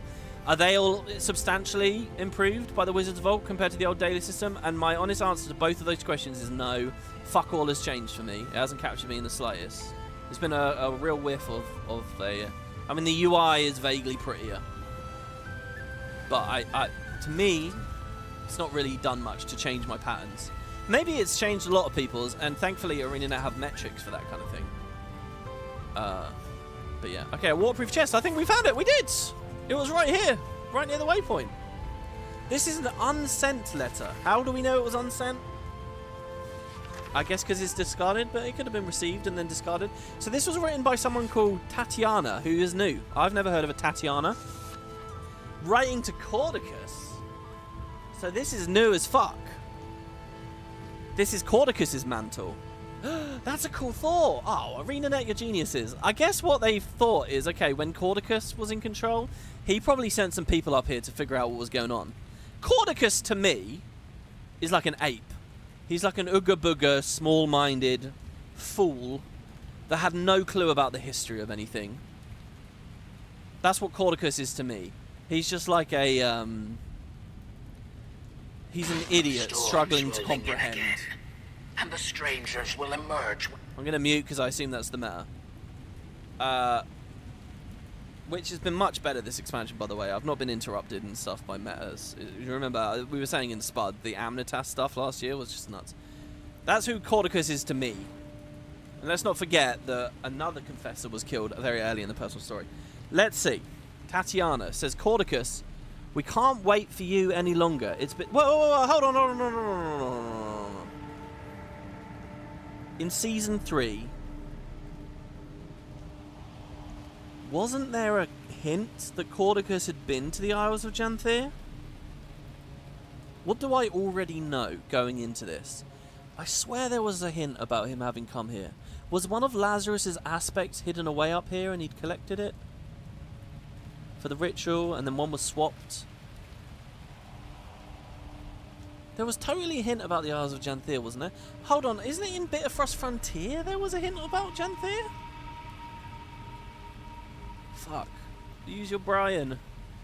Wait, in the Bram Cave, this instance here, don't they mention Janthir when you're here? I can't remember. Anyway. So an unsent letter. Cordicus, we can't wait for you any longer. So I guess Cordicus was here. It's been years since your last messenger arrived, and I suppose writing another letter that will go unsent is useless. We don't know where you are. We don't know what you're doing. But I know in the core of my soul that it is valiant and necessary. That it means something. Knowing these things is why I wake every morning and why I continue to carry this torch. Not once have I let it dip. All these years since you left, hiding, and the flame still flickers. We will follow your final order to locate Bava Nissos, the Masat city, and open that gate until our bodies are shriveled and raw. Your name, my liege, it will be shouted. Holy shit, so hold on, is there a modern faction of White Mantle that was sent off by Cordicus? He's dead, obviously, everything happened with the commander, and these people don't know. So there's modern Mantle possibly up at the Masat Sea. Holy shit, well, we're really going to go there in this expansion. That was a good idea from the studio as well, to, if they're going to do it, give it a bit more time in the oven, i.e. a part of the mini-expect. Last Ulrich attempted to cross the bay. His nose no longer bled. Whatever curse fell over it is gone. Oh, fuck. I get it.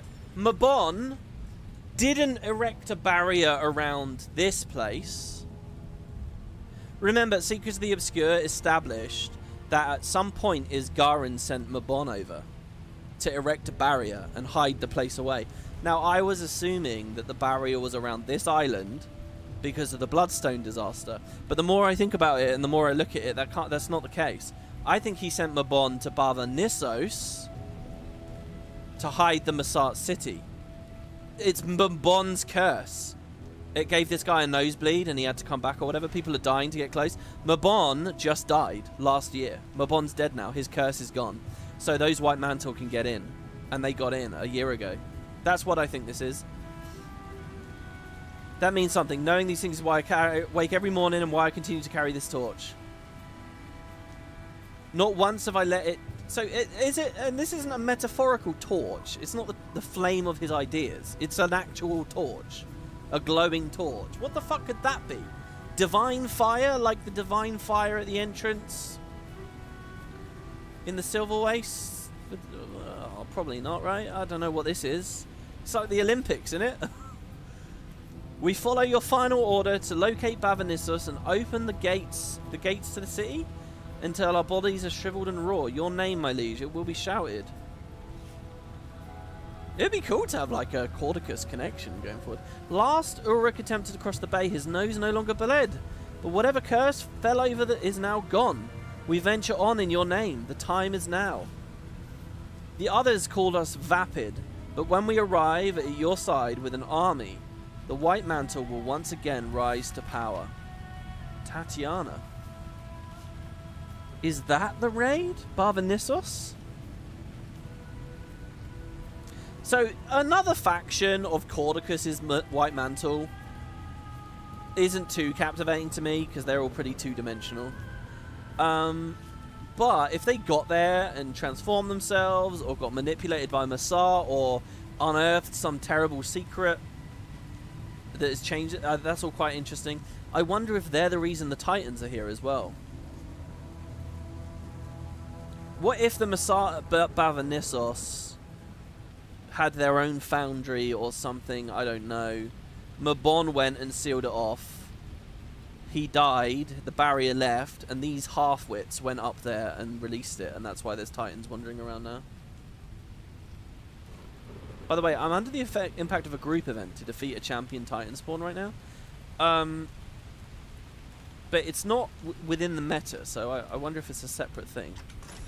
Anyway, that's part 1. Speaking of the Wizards of All. So that's part 1. Do I have part 2 unlocked now? The History of the Most Violent, part 2.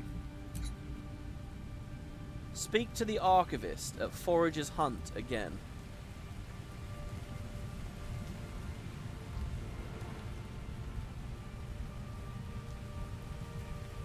I guess let's do that. That's where the main quest takes us as well, guys. Oh, it's all coming up Millhouse. We haven't done a single story instance today. Not a single one. Hello. Is it you? Oh, fascinating, she says. The village was only... About 30 years before it was occupied by the White Mantle. And this one. The White Mantle turned this place into a haven for themselves. But it was a slaughterhouse. This is what she escaped from? Excellent work, Commander. Truly. This is going to be... Oh, look at how fresh this one is. This one is less than 10 years old. Oh my... Caudicus? Have you read this? This must have been before his death. He was looking for something here. We need to find out what that was. Keep an eye out. Given this place's history, if the late minister was here, we need to know what he was looking for.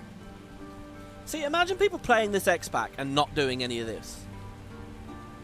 Like, it just... Come on. Like, what I believe, right? This is good, having it as side stories, but I still don't believe in this. I believe it should have its own tab. It should. You see this? Story Journal? This one? Right underneath it should be another one, like Story Journal.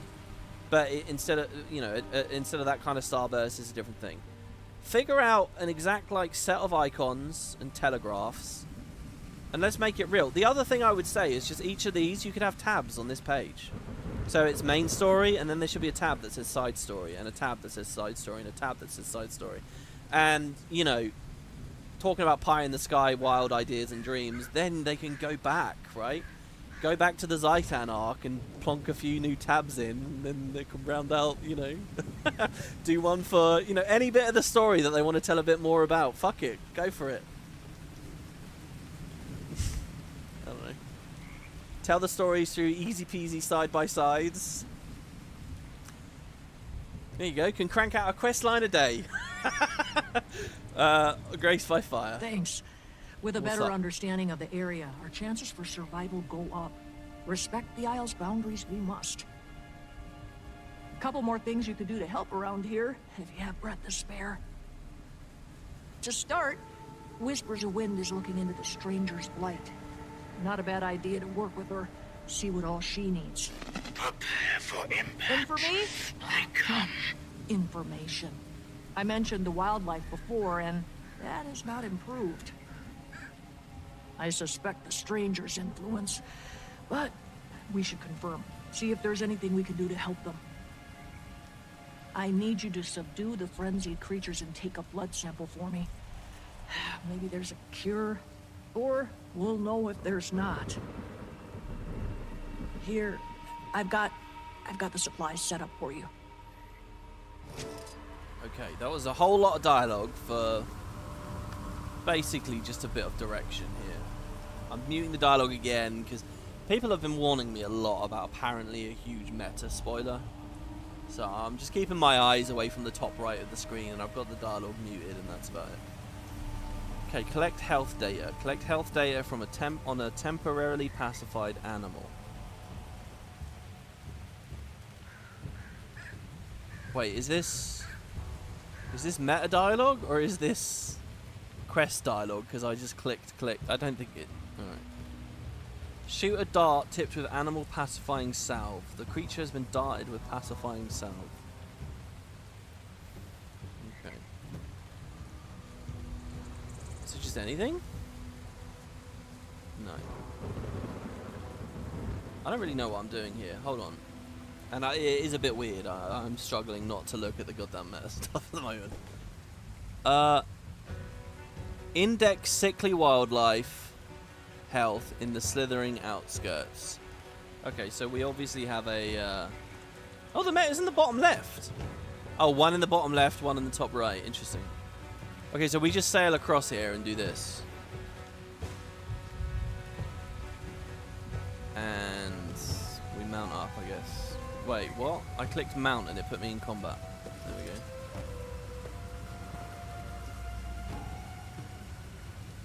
Oh, I guess I could have propped this earlier. Oh, well, no, because I had to come here to get the magnifying glasses to... They're just sort of looping me back and forth a little bit. That's all. There's a sickly duck. Oh, no! There we go, he's asleep. Pacified. I like that. ZZZ. Collect the data while he's pacified or run over. One step closer to answers. So there we go, and the bar is charging. So one duck. I will cure all the ducks if I can.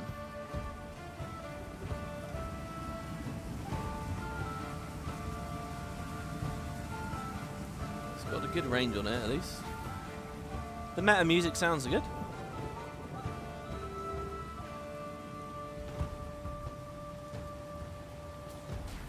Like, I'm not even looking up on the top right to see the timer on the meta. This is going to be a really weird VOD for people to watch, knowing that anyone can just look. Like, is it a long? Is it like, am I going to have to be weirdly tunnel visioning away and for like 20 minutes? Or is it like a 5-minute kind of thing? There's an achievement for doing one of each creature. Ah, okay. Well, I'll try not to just do ducks constantly then. I feel like I might have already ruined that though. Just anything sickly, right? So if I see like a sickly spider or a sickly fly, but they have to be sickly. This is quite interesting. I wonder if this is literally going to tell some of these ideas we had back in Season 3 with the Bloodstone madness back then. But they're not really... It seems different. This seems more like decay and rot and sort of a very different vibe. This isn't just things getting magically infused and going a bit nuts. There's a rabbit here. There we go.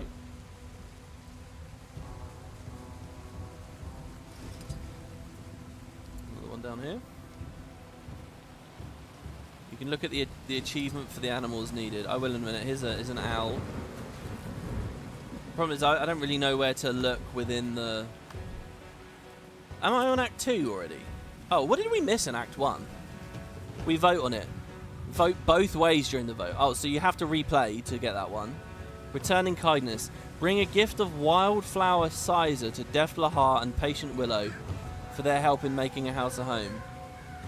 Oh, was that only in that instance? Otherwise, though, we did everything. It's pretty good. Act 2. You wouldn't think I've spent 6 hours on this map, would you? This is all I have done. That's hilarious. Okay, well, here, look, animal analysis. I need to find a Janthir bee, a raccoon, and a raven. Okay, a bee, a raccoon, and a raven. And the bar is nearly full, so... I will try, guys. I will try. So there's the bee.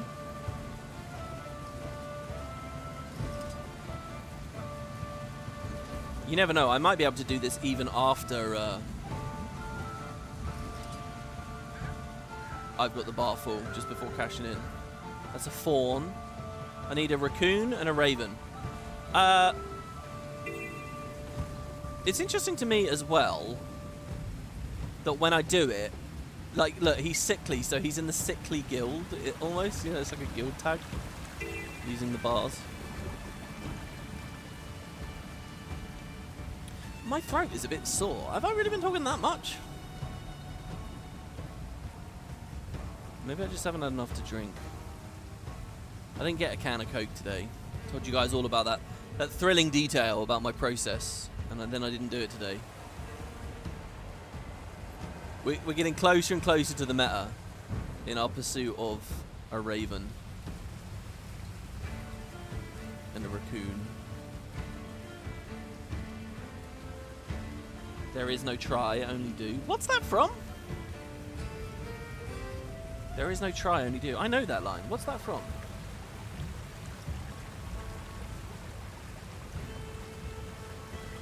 Routine ruined, indeed. I've been reading a lot of docs out loud. Yeah, I guess there's been less voice acted moments where I'm just sitting there letting it speak. Or I've just been too loud. I don't know, one of those.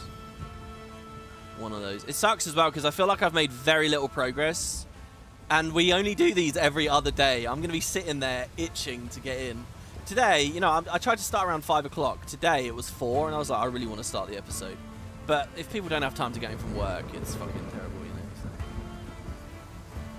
Just in general, I try to avoid that hour.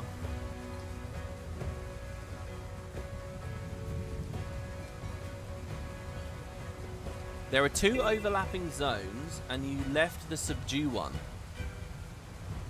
Oh, you're telling me I only subdue creatures in the right-hand one? There's a different task in the left-hand one?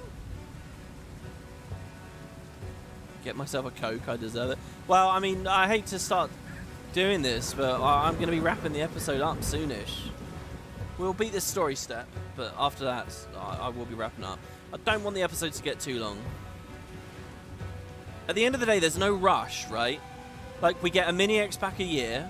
Let's enjoy ourselves. Do you know what I mean? There's an owl. We've already done the owls. Oh my god, a donation. Thank you. I didn't miss any of those, have I? Thank you, Taylor. That's lovely of you. $20.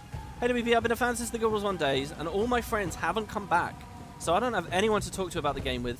It's been really fun seeing you play through this with the community. Yeah, I'm really sorry to hear that. That's a very common story. Believe me, almost everyone I've ever met throughout the course of playing this game has had either a phase or permanently decided they don't like the game and then they're gone. Like, I get it.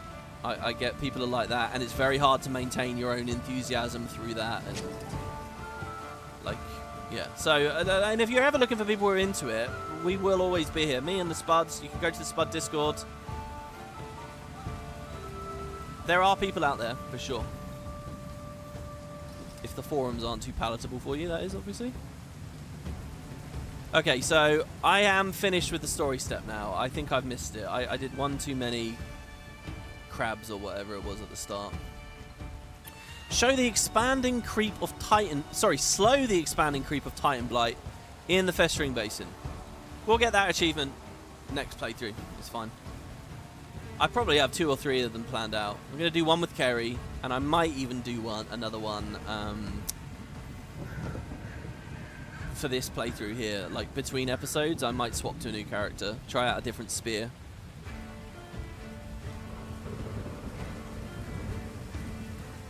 As someone on the west coast of NA, no matter when you start, I'll be at work. Yeah, I mean, it can't be helped. Can't be helped. I'm sorry about that. Unless you work nights, you know.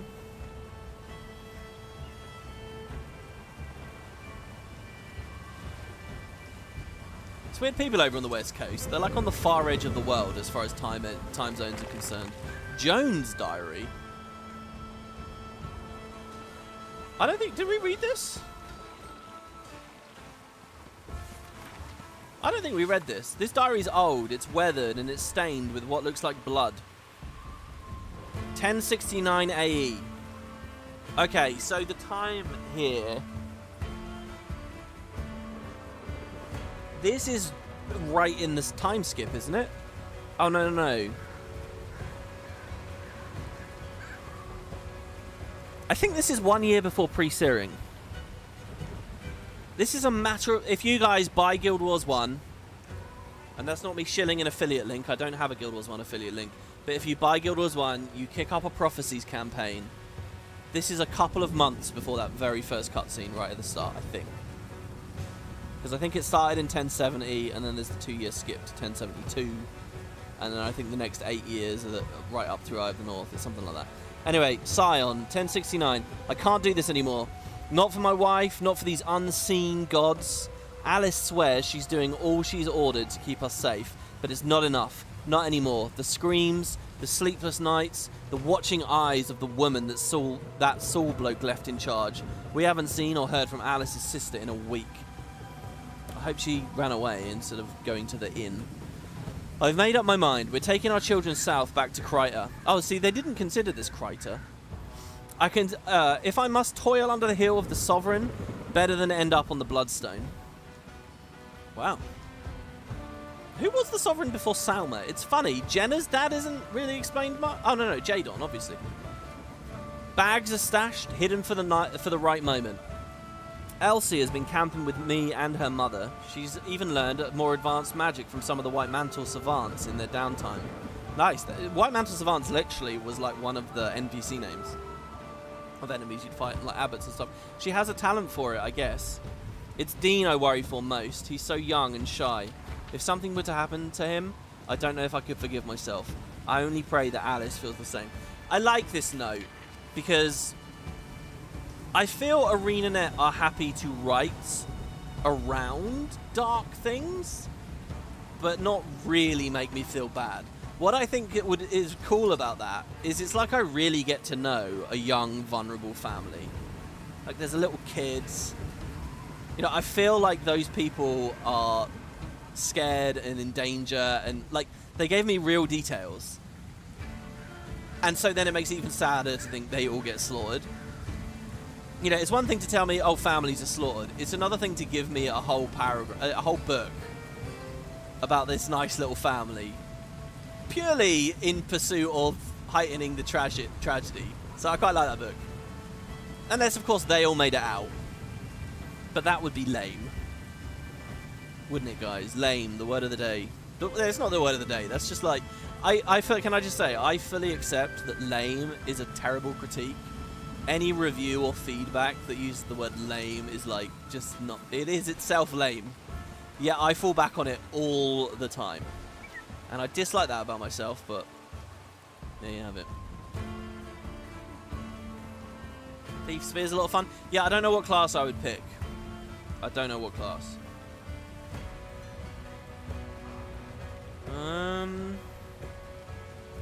What are we doing? We're just slowing... Oh, I think I just need to finish the heart. Is that right? They just want me to finish this heart. And is this the same heart that I was getting credit on a second ago for digging up little animals?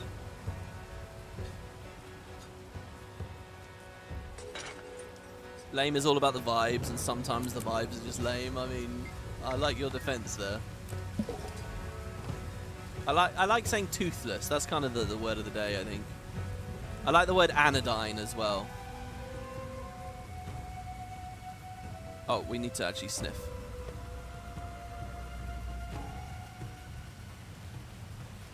Meek. Oh, here we go.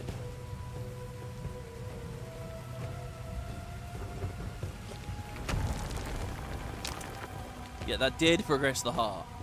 Surely I can do an event, but the thing if the meta is up, it might. Well, it's not going to disable other events in the area, is it? I don't know.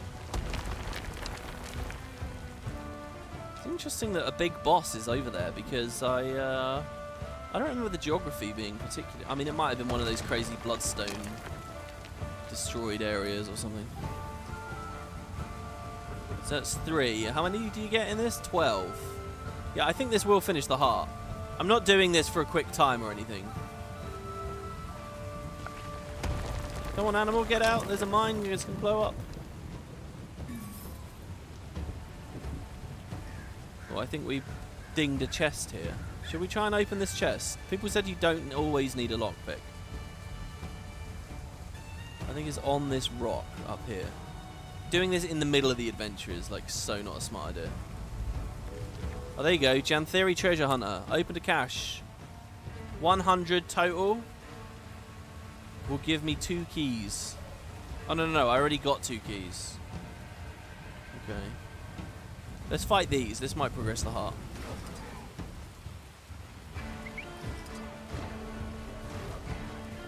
It did. Oh, brilliant. I think when we kill this guy, it'll be done.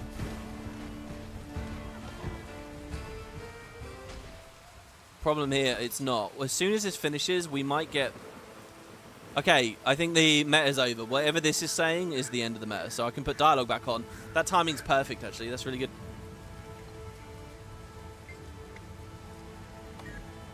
Oh, are we still in it? We are still in it. Jesus. Let's dig this one up over here.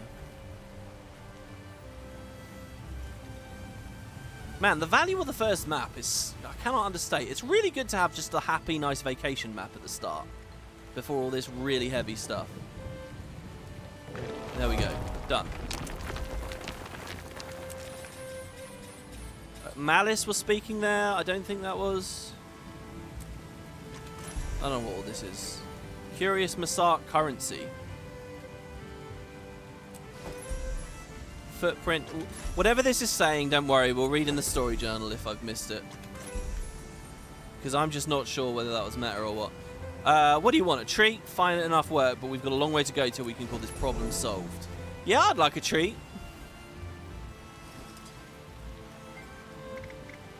I'd be careful around here if I were you. There's some peculiar stuff. Peculiar stuff? For one thing, I keep stepping on old relics. Seem to be everywhere. Also, my notes keep disappearing. On top of that, I keep hearing voices. Anything for sale? There's a mini poised arrow. That's going to cost 10 of my Curious Masark currency. A moon-etched weapon box. A fishbone whistle. XP. Ah, the next Titan plate stuff.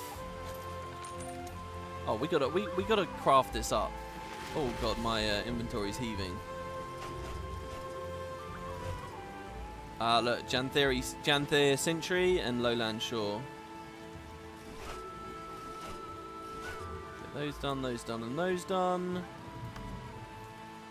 More homestead recipes. Plants, paintings and shelves. This is all good for when we finally go back there. I'll have a nice thing. I can do neutralized Titan alloy. Okay. Yeah, it occurs to me we hadn't really looked at any of the heart stuff. Yeah, okay, cool. So we have it optional. Report back to Grace by Fire for a final time. Yeah, I'd love to do that. Let's end the adventure there. We got silver, but we'll get some karma and XP. It's alright. Okay. Is it possible that even through all this, I've still never actually finished this opening initial heart? Think we've got enough food to cover the Bearkin and the Skywatchers, you do? Okay, hello, sir.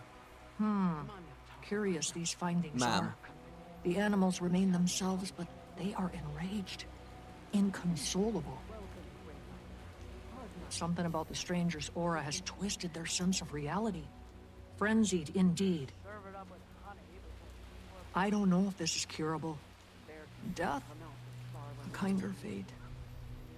I suppose the more we learn of the strangers, answers may come then. Alright, interesting. Chatted by fire. Nice. We got an achievement.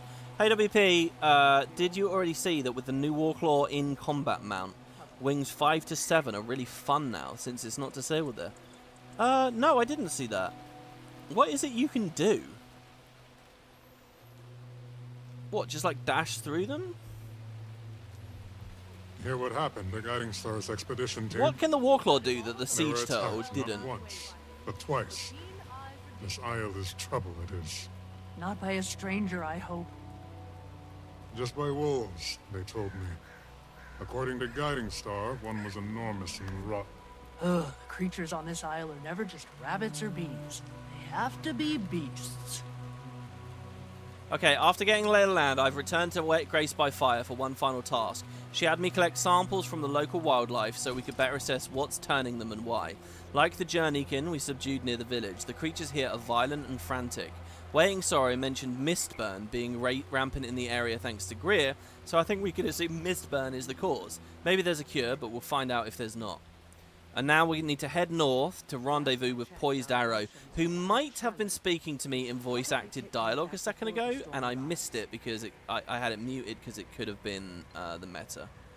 Anyway, do I need to do part 2 of all of this? Caudicus's journey started in the southeastern marches.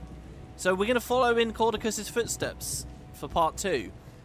Like, I was advised in chat to do this, the history of Most Violent, but I don't know whether they meant just part 1 or part 2 as well. Storm Research Camp. Hello. I haven't seen it with my own eyes, but I'm certain of it. Malice is here, There's Kate's another here. one. A lot of us here have witnessed the same. Everyone's moving to collect as much data as they can. This is a solid lead, Pokey. Let's see how we can help. We find it, we kill it, and everything will go back to normal. Oh, I see, because you can mount up in combat. You can kite Doom on the Warclaw. Run away when you get a bomb. Oh, that is cool. I see that in the Hall of Chains, yeah. If you get the bomb, you can just Warclaw to the far side. I wonder if they'll fix / tweak / change any of that. We didn't catch this vista apparently before. Wow, intimidating music. I wonder how many tracks they put into this expansion. Like, they released the whole thing before it came out, didn't they?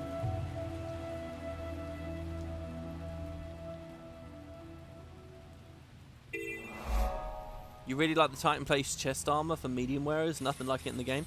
Really? I know that medium often gets a lot of criticism for, like, looking too samey or whatever.